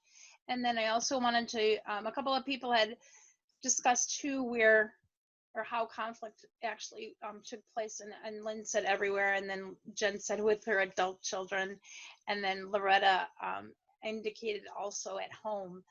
And I do think that promotes a frame of reference within us. We all have our own frame of references for different topics or different things. And I think during this time frame, that might change, right? Because we've been in a different situation, especially with the people we live with, especially with the people that we support. So as we go into this next activity, I do think that it's important to think about that within your own personal feelings, and then how you would communicate that to another person. And it's very important too. Usually we would do this activity, we would break into groups. You would have about 10 minutes to create a list of some of the things that you could do, some of the positive ways that you could support Mary and respond to her regarding the situation. So I'm going to read the activity, and then we'll give you about 5 minutes to actually list in the chat some of the positive ways that you would say to Mary and support Mary. So activity 1 is Mary works in a school as a direct support professional. Mary arrives to work late at least twice a week. The classroom teacher approaches Mary and explains that this cannot continue. She asks Mary to arrive at least 15 minutes early from now on. So what I'd like to do is ask you to just put in the chat some positive ways that Mary can respond to the teacher's criticism and then also avoid conflict with. I give you about, as I said, give you about 5 minutes to do that, and then we'll discuss some of the suggestions that people put in the chat.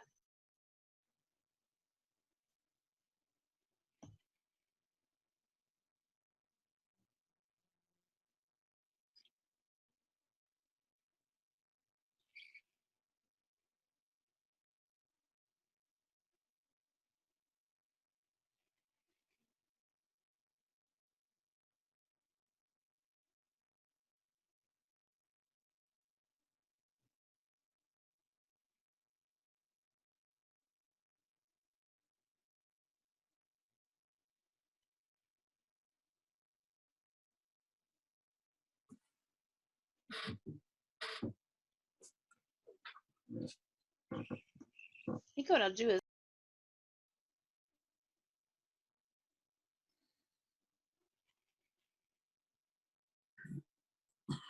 I'll go over these really quickly while everybody's listing them, because then I won't lose them. There's a lot of them already, which are really good. And thank you too for responding. So once again, we're asking for suggestions about how Mary can avoid conflict in this situation. Kyle indicates to let the teacher know if there's an underlying issue and why she's late, which it would be good. You are giving her more information regarding the situation. And Brandy too, you've suggested explain why she's late, take ownership of being late, and plan to get up and start her day earlier if she can.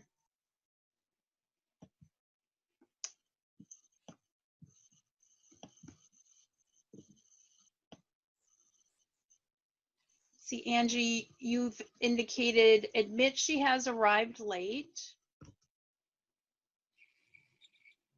And then in doing so, explain her position and hopefully find a way that she can be on time in the future.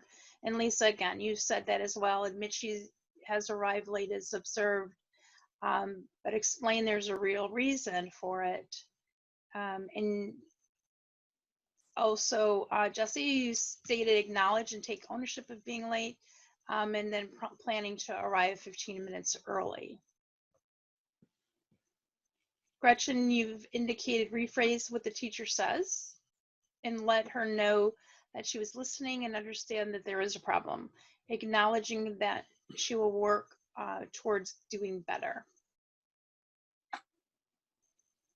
And as has already been stated by Andy, these are a lot of times, we don't know all the information.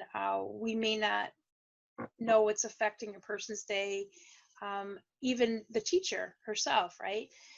So we don't know all the information. It's really good, and within avoiding conflict, to actually have that discussion and work towards solutions together. Rita, you've said both of them. Sorry, I'm losing it here. I gotta figure a way to do it where it doesn't go up. Okay. Both of them should try to avoid a conflict. Mary should explain her reasons, and the teacher needs to ask if everything were okay before she demanded her to arrive 15 minutes earlier. And that is something too, because, changing that person's schedule and having her arrive 15 minutes early, it might not be possible, right? It's almost like a punishment type of a thing. And the person might not be able to do that because of the circumstances surrounding them arriving late. Having an expectation of her arriving 15 minutes earlier might not be possible. So to avoid that conflict and to respond in a positive way, as has been suggested in many of these, is to work toward a solution to ensure that Mary is doing her job, obviously, and then also to ensure too that the teacher realizes that she might not be able to come in 15 minutes early as well. Carolyn, a suggestion from the training is using empathy. We're in the position of Mary toward the teacher. And if Mary were to empathize with the teacher and understand why her tardiness is causing a problem in the classroom, and start with that, saying, I understand this causes such and such for you, and I'm very sorry for that. But 15 minutes early may not solve that. How about if I'm just guaranteeing time? That gives you a place to begin the negotiation of coming to a win-win situation for both sides. And sometimes the empathy with the teacher will buy that goodwill back from the teacher, who's obviously upset, and probably for good reason. So that one part of the training of using empathy might be very powerful in this situation. I agree, Andy. And then Ethan has a suggestion to bring the teacher an iced coffee. That might help too. What do you think? Tim Hortons will get you anything from me. Right? Don't forget those little donut holes too. They don't hurt a bit. Then a couple other things too, and everyone's offering some really great suggestions. Communication with the teacher and why she's being late, obviously. Like a lot of the things that we're saying, to avoid the conflict, to acknowledge the person, and then to this is a situation that is detrimental, right? Because it could cause lack of support for the individuals that are in the classroom, and then also repeated stress on the teacher for having to cover those situations.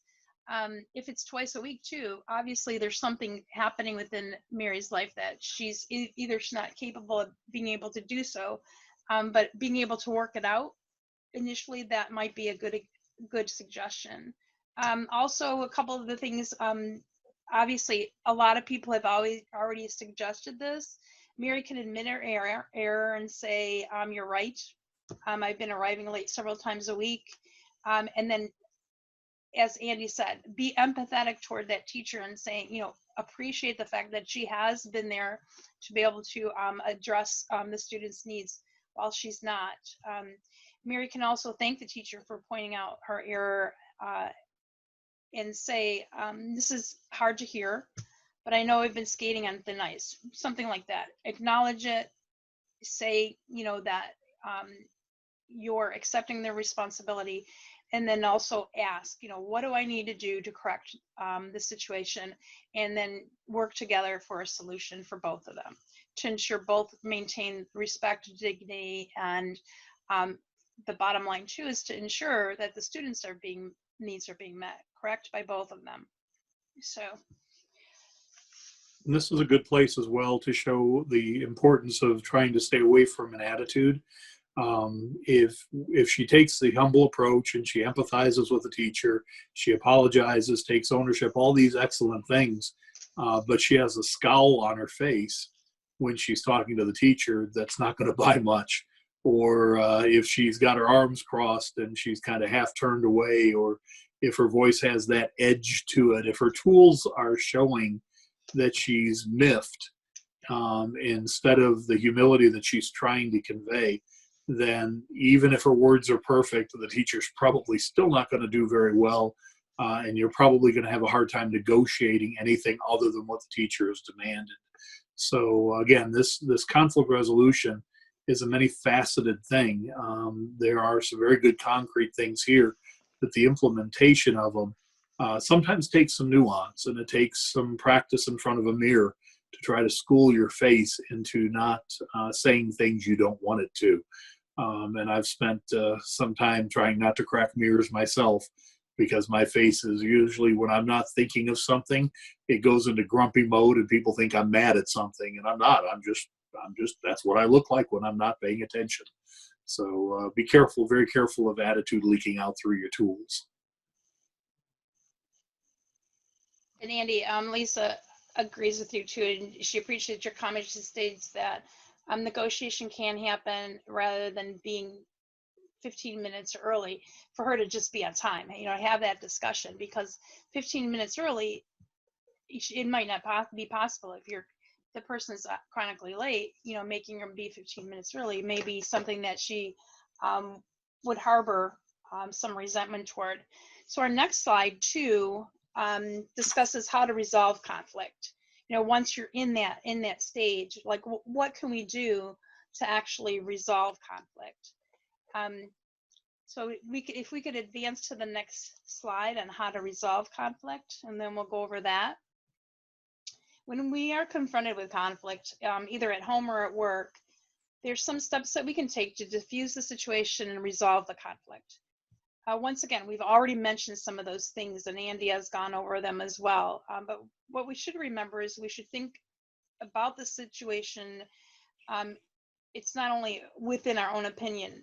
We should listen attentively and make an effort to understand the other person. Don't think of what you're going to say as soon as the other person stops talking. That's very hard, right?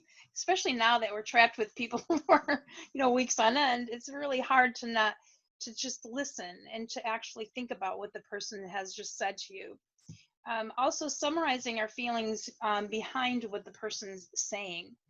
For example, say to the other person, I hear what you're saying. Use those I statements rather than the you statements, which are accusatory or placing blame as well. Accept the other person's perception of the situation. So in this situation, she could actually think about what the teacher was experiencing when she was late within those situations and have empathy for that and show some compassion there too. When we do so, we have a better chance of negotiating a situation if we first understand the point of view of the other person. For example, say to the other person, I can understand why you're so upset. And when you do that, you're actually validating the other person's feelings. As Andy had said, empathy goes a long way. Being apathetic and holding up your guard isn't going to work toward a solution for both parties involved or all parties involved in the situation. Also, do not use the word but, because this negates understanding. Rather than say to the other person, I understand your point of view, this is how I see it. Rather than say, but, I can't come in 15 minutes early, say you understand how you see it and then work toward that solution. Also see both sides from the point of view of the person, which could be both the negative and the positive side of an issue, and take the high road, right? Choose the positive side when you're doing this. Be prepared to compromise. So within our previous activity, there would be, some wiggle room maybe for some compromise there. Obviously, if a person doesn't want to show up 15 minutes early or they think that that's punitive in some way, have that discussion. Be prepared to offer solutions within that and say, I will try to be more, on time. These are some of the things that I can do to ensure that I will be on time and things like that. Also, put forth solutions. There is no such thing as winning an argument in a sense. There's only winning at an argument, right? So when we do that, we're also avoiding having conflict within those situations. We're showing that we're, as we've said, not only empathetic and compassionate about the other person's point of view, but that we're willing to negotiate and work toward a solution that's going to be a win for both people in the end, right? So I think we're going to move on to activity 2, Andy. Okay. Now monitor the chat room. All right. Sharon works in an apartment program as a direct support professional. The organization is understaffed. Oh, that never happens. And her workload is becoming unmanageable. She's over too many demands are going on. Sharon is concerned about the quality of support the individuals are receiving. The supervisor asks Sharon to work long hours and becomes angry when she can't. Sharon decides to approach her supervisor with her concerns and attempts to find a solution. So if you could type in some of your observations here, list strategies Sharon can use to avoid conflict to reach an agreement with her supervisor, and that will meet both of their needs. Now, again, we're taking the approach of Sharon We are not the supervisor. We don't know what's going on with the supervisor. We do understand the problem in our industry, but we are the direct support worker talking to our boss about too many things, too many demands on us for us to provide the quality of care we know the individual should have. So what are some ways that Sharon can use to approach your supervisor and to try to come to a resolution of the problem instead of sparking even more conflict?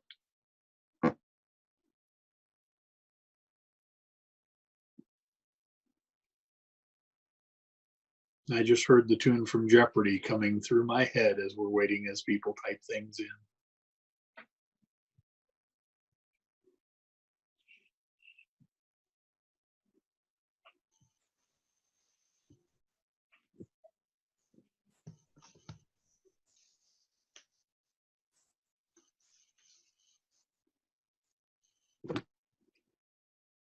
I know, Andy, I was just wondering how many people are actually living in this right now, maybe, right? Oh, I'm living in it right this second.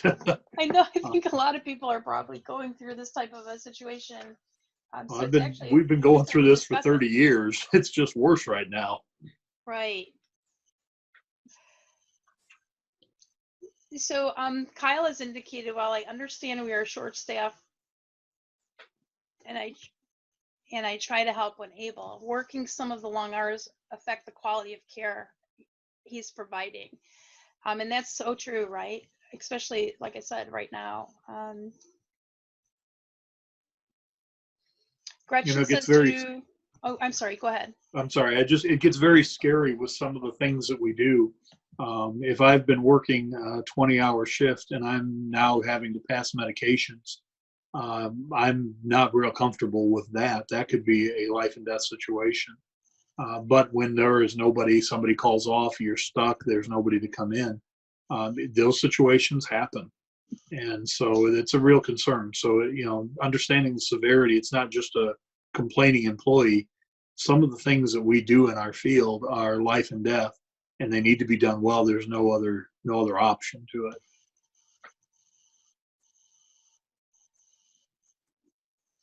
Gretchen comments, write down her concerns before meeting with her supervisor and have some suggestions to help the situation, which is a good thing, because you're obviously planning you have acknowledged the supervisor's point of view, and then you also are working toward contributing in a positive way toward the situation and solution.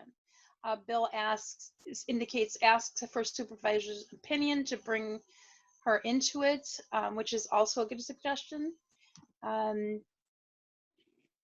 Pamela says maybe ask if she can work the weekend, which is something, if she's not able to work then, that she could fill in on the weekend, which could be a part of the solution, right? Susan indicates prioritize the items that need to be completed right away. Communicate that being short-staffed is stressful and help with ways to resolve. Delegate to others, hold off non-priority projects, and help place an employment ad to add more to the members. Those are excellent solutions, Susan.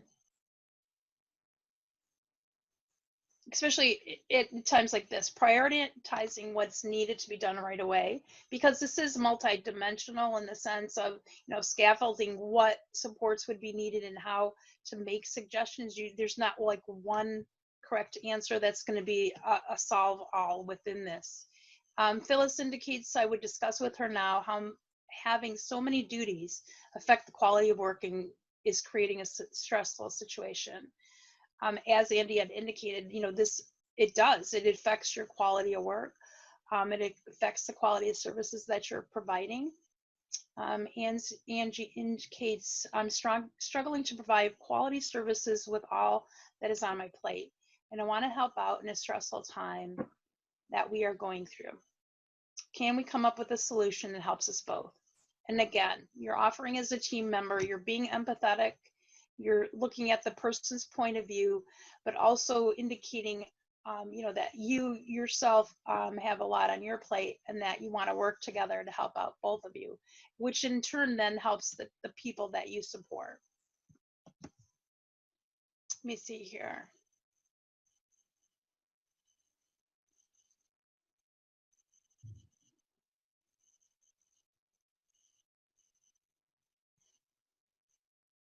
Trying to find more suggestions. And Lynn agrees. I agree with prioritizing, and too many duties does affect your quality of work. And I think that's what happens a lot of times within these situations. I mean, I've talked to some direct support professionals, and they've told me that they've staffed sometimes over 24 hours at a time. I mean, that's affecting not only the quality of services you're providing, but your individual health too. And it's not like you can just shut the door, say goodbye and leave. There are responsibilities, because this is involving human life in individuals and situations that always can't be controlled. And then we're seeing it a lot right now, that people are indicating that they have these types of concerns because we are in a very unusual circumstance. Hopefully this, knock on wood, will never happen. But I think it actually provides us options and opportunity to look and say, these are the things, like look back at what we did to come together to help in a situation that there was almost like not a crisis situation, but a challenge that we had never broached before. This will, I think, lead toward skill sets that will help within collaboration and problem solving and solution oriented goals in the future, even with the people that we're supporting. Andy, what would you think? Well, Rita put in, she needs to start by telling her that she understands the situation she's in. So if I'm going to my supervisor and what I need to get to is, you're killing me, you need to back off, I can't do this right, that's not going to start things well. But if I went to the supervisor and I said something on the, to empathize, and said something on the order of, it's hard doing my job, but it must be murder to try to get all these shifts filled as low as we are on staffing. That would buy some empathy from the supervisor, and then go to them, without, putting blame or demand on them, possibly then use questions to say, I'm having a struggle with the number of jobs that we're trying to all juggle, how I can do this well. The individuals deserve it well, but I'm having trouble doing the quality of work I need to do with everything that's going on. How do you think I could do this? Sometimes that'll buy more from the supervisor than an assault on, you're killing me, you need to get somebody else to do this job, I can't do all this. I've been in both sides of that situation, and I've really appreciated staff who said, hey, I need your help. I'm not getting it done right or to the quality it needs to be. I need your help as my supervisor. We need to team up. And it's when that teamwork happens, that's when we see beautiful things. Every time that I've been a supervisor and I've been able to team up with the employees, or been an employee and been able to team up with the supervision, great things happen. We get a synergy. We find other resources, other ideas meld together to really come to the best that we can do. So yeah, again, trying to avoid throwing a demand at the supervisor of you need to fix this would probably be the best. Another thing is to give the supervisor grounds to empathize with you. This is what it's causing in my home. This is why I can't work late on a Wednesday night. But I could do Tuesday, Monday, or Friday. This is my availability. But these are the reasons I'm telling you no. It's not because I don't want to work. It's not because I don't like you. It's nothing personal, and I do understand the position you're in, but I cannot compromise on this one shift. Then it helps the supervisor to understand that she's not being difficult. There's a real reason she can't do Wednesday night. So those are some other approaches to this particular situation that help keep the conflict from arising or deepening, because everybody's stressed. Everybody's trying to figure out how we're going to get this done with the few resources that we have, with the number of staffing hours that we have, with the few people that are in our field for the amount that our state allows us to earn. It's a difficult job all the way around, and we can't allow conflict to make it harder and still get the job done. Something too, and especially in this time, we're also seeing you might be rotating staff or support professionals where you wouldn't have them work in the past. So you might have situations where people aren't familiar with each other, which causes that there might not be that trust there, or understanding the way people work within certain situations too. So acknowledging that you might not know another person or what they're going through, and the empathy involved within that does help, especially during this time, because if there's not a person on edge right now, a little bit is sometimes, I mean, they're my hero, right? So this is a situation where I think we can learn a lot from it, especially within the occupation of direct support professionals. And then Elizabeth has also mentioned that having that $2 increase for individuals like direct support professionals who we've been fighting now for decades, right, to get a pay increase of any nature because of the nature of the responsibility and what the position involves, so that are involved. Even that, having that acknowledgement helps to relieve some of that stress during this time frame. So that is definitely something that assists. And then also, Loretta has said, adding the empathy really changed the conversation, and several of you agree with that. Empathy is key within this. Another thought, it wouldn't help from this point forward, but if another situation were to arise, look at this activity, and then if we could go back, say 3 months, and let's say that Sharon had been practicing a culture of gentleness, of putting in compliments, of telling the supervisor, hey, I think you're doing a great job, and things like that. The approach that she would have to take would be more dependent on her relationship with the supervisor than it would be on just simply the subject at hand. One of the things this COVID crisis has brought out in our agency, and with all the different aspects of what we do, is just how good some of these relationships are. And we are really leaning on one another to pull ourselves through as a group. And I'm glad for the time and the energy that we put into building those bridges and building those relationships, because now that the biggest crisis I've seen in 30 years has hit, we're coming through, and we're coming through as well as I could possibly think. And it's all based on the proactive things that we've done before the conflict arose.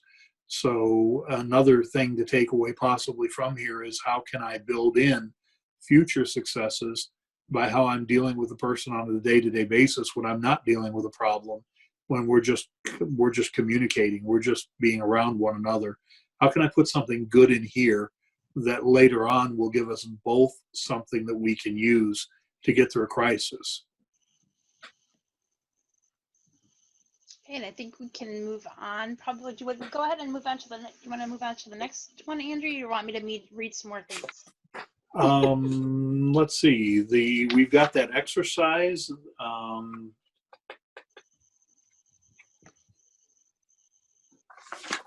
And these are things that online I don't know if we can do. Well, how about this one? This will take some input from the folks in the training.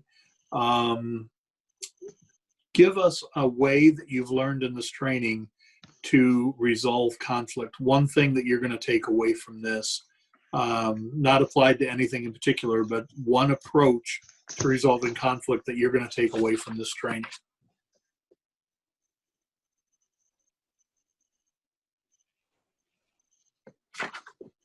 And one of the exercises that we would typically do at the end of the training is that you would be given a booklet that has a form in it. And when you see the PowerPoint, you'll see what that form is. What we have you usually do is fill out the form and identify the things that you'd like to practice, the 5 top things you'd like to practice following this training on the things you would use for conflict resolution skills and what you're going to do over the next 3 months. So we would have you write down 5 things that you'll use over the next 3 months and have you put that in a place and then go back to look at that so that you can review it and see, have I been practicing those conflict resolution skills? And then 2, how has it made your life easier? So when you do get the training, you can take that part of the book, you can, print out that sheet and still do that. List those 5 topics and the actual skills for conflict resolution that you're going to use, and then use them in your daily life when you can even use them with your family. Believe me, I've been using them a lot in the last 9 weeks now. But it'll be interesting to see if you do use those and remind yourself daily of that. If you're broached with some challenging situations, to actually take the positive, look at it from both sides of view, be empathetic, also then work towards solution building. Those are some of the things, we've already mentioned a lot of the skills that assist with this, with working toward resolving conflict. But then, use your list and then look back at it and say, I'm glad I actually utilized those skills because it helps me, within these types of situations. So I'm going to read off some. No, go ahead. I was going to say, oops, sorry, Elizabeth. I was just going to say, it looks like you've got some good answers in the chat box. Melody says, empathize and take ownership. Sandwich the compliment. Amelia says, using compassion instead of becoming defensive. Having empathy is from Jane. Lynn says, asking for more teamwork. Melody says, not saying words from an emotional standpoint. Bill says, empathize with an associate or supervisors, thus showing we're on the same team. Melody says, avoiding the power struggles, concentrate on behavior, not the person, utilizing self-talk, adding empathy when trying to work through conflict. Angie says, give myself a timeout. I like that one. Shelley, think, listen, think, pause, speak. So those would all be things that are great for sharing and writing on your sheet. And then, like Carolyn was saying, you could revisit that as well to see what you utilize. I think this is a 2-page worksheet. And so it looks like there might be a few other questions if you all want to ask some of those on worksheet as well. I don't know. But we are really close to wrapping up. So, and I could be wrong. I'm having difficulty reading the 2nd page. I think the 2nd page here is just the test, the post test. Okay. Well, it looks like I like to practice the question there, like I think that's the first thing we just did. And then, yeah, that's the exercise. Carolyn, you were just talking about. So I think that that's it on the activity, unless I'm missing something, which I could be. No, I mean, that activity page, and it's listed in the manuals, and then people will actually get it. If you were to be given a physical manual, what we do is we actually ask you to revisit it, as I said, within 3 months. And then you might learn also from it because it has it. Sometimes what we do is I have people exchange them. If the person doesn't mind putting their physical address on that, because it's almost like a letter you're writing yourself, and then you remind yourself. A lot of trainings I go to, it says, okay, fill this out. We're going to send it back to you in 6 months and see if you fulfilled those goals, or, but this is almost like a reminder to yourself. Sometimes people will exchange it, and then, or if people work together, they'll exchange them. and then one of your, a person that you work with will give it to you within 3 months, and you'll say, you can revisit it with each other. So those are the types of things too that are kind of neat, because it gives you a chance to not only learn to exercise the skill, but also just say within the second part how it was it resulted in a positive, and it helped you to work towards solutions.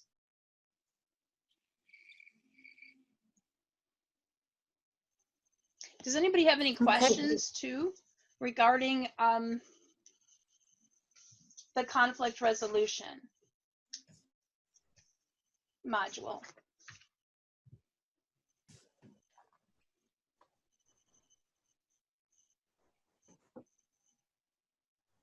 We have a lot of good suggestions from people. I like Roxanne's too. I would think before we spoke, and talk in a calm voice.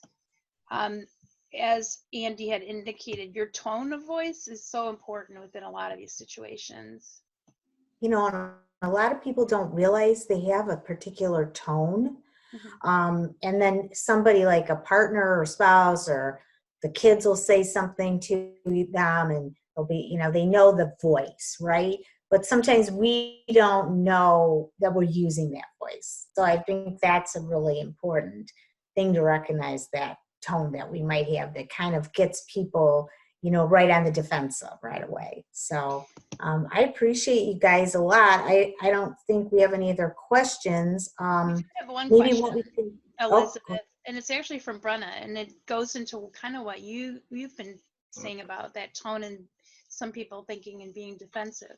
Her question is, what are some good ways to stop yourself from being defensive in situations? I'll let you trainers take that. I can chime in on to start with. The biggest thing that I have to do to stop myself from being defensive is I have to not have to win the situation. I need to win the individual, and we need to win what's going to go on. But if I'm trying to defend my way, then I'm going to become very defensive. Often I have to look to the structure that I'm dealing with. If there's a rule or a regulation or something that I have to follow, then I'm going to bring that up, because then I'm not just saying this is what I want. This is how I want it. I can say this is how the rules and regs for licensing. This is what the personal plan says. This is how this family wants to see things done. Then I can work with the other individual and try to then open it up to them and try to see what they're seeing. Once I can understand what they're seeing and I've still maintained the structure, then I have a much easier time of not becoming defensive about whatever it is we're dealing with. And somebody had indicated, Shelley had stated, it's not always what you say, it's the manner or the way in which you say it. And actually, and I have to say this, okay, so my husband's on this call, on this training too. He's actually a direct support professional as well. And his philosophy is happy wife and happy life. Yeah.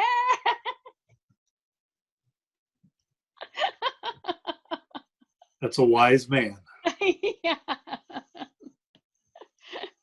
So then we also have, and Brenna, I hope that answered your question. You got a lot of excellent suggestions here. And then Chelsea also says sometimes she makes herself step away from the situation and take a breath, so that she doesn't say something that she'll regret. And that is huge. Taking that little time, especially right now. I don't think there's anybody now that's not, like I said, feeling the changes and feeling life is a little bit different. So I think now is a really good time to practice some of these skills that we've discussed today, not only within conflict resolution, but also within this self-determination, because it is a time that we can use for the positive, and look at how can we turn this into a positive situation, especially within supporting other people, looking at the overall situation, being more positive, and thinking of solutions, and how we can take this and take the bull by the horns in a sense, and be that half full glass person, right? And one of the comments about stepping away, sometimes when I'm in a situation trying to work with somebody to get to an agreement, sometimes I don't need to pause for me, but sometimes I need to pause for them. And I would really appreciate it if somebody did that for me. If I'm heating up and I'm moving toward my, the back of my brain where I'm going to say some things I'm going to regret later, I would really appreciate somebody saying, let's take a minute. And get a cup of coffee or whatever, and then we'll come back and approach this. And I've found that folks do appreciate it when they figure out you paused for them. You were more concerned about how they were going to come through the interaction than what the interaction was actually going to result in. And again, that just giving that break to the other, kind of the golden rule. I would appreciate it if somebody would allow me a minute to decompress instead of pushing me on to finish the thing. So I found that to be helpful as well.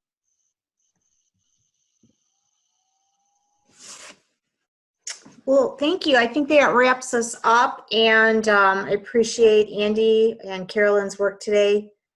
Very well done, and of course, it's always so helpful to have participants that are interacting as we go through the training. So I appreciate all your great suggestions and time. The self-determination module is accredited with the 1.5 adult foster care licensing continuing education credits, as well as the conflict resolution module. Now, I'm going to ask Empowerment Ed staff here if I say something that's not correct, they're going to jump in. But I know Michael and I were communicating earlier about how he's going to share the registration list with project staff, and then we'll get out the evaluations. We really value your feedback about how we did, how we can improve the training. We're always striving to make the training better, and so we appreciate your comments. It takes literally 30 seconds to fill out the eval. We really appreciate that. Get it back to us. Complete the post-test. The only people that will be able to get credit for the modules, the continuing education credits, will be the folks that complete the post-test. We look at the names, we make sure everybody got the paperwork in. We'll send you a certificate with your name on it, and it'll say that you are. So I don't have anything else to add unless Chelsea or Mia have any concluding thoughts. Or Michael? I don't think so. But thank you everyone for joining us. We had a really great turnout, so thanks so much. And if you liked what you heard today, come back and join us. We're going to be getting a new flyer out early this next week with our new modules, with our actual modules that we're going to be training. At our next webinar, I can tell you when that's going to be. That will be,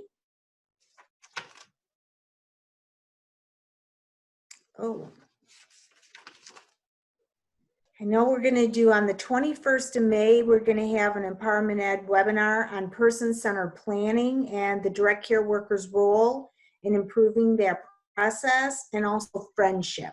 And that one will start at 10 a.m. on the 21st. Person-centered planning will start at 10. Friendship, helping people establish friendships, which is so important to folks with disabilities. That will start following the person-centered planning one. So that's our next event, May 21st. We'll be rolling out flyers soon. Thank you, everybody. Have a great day. Take care. Social distance, everyone.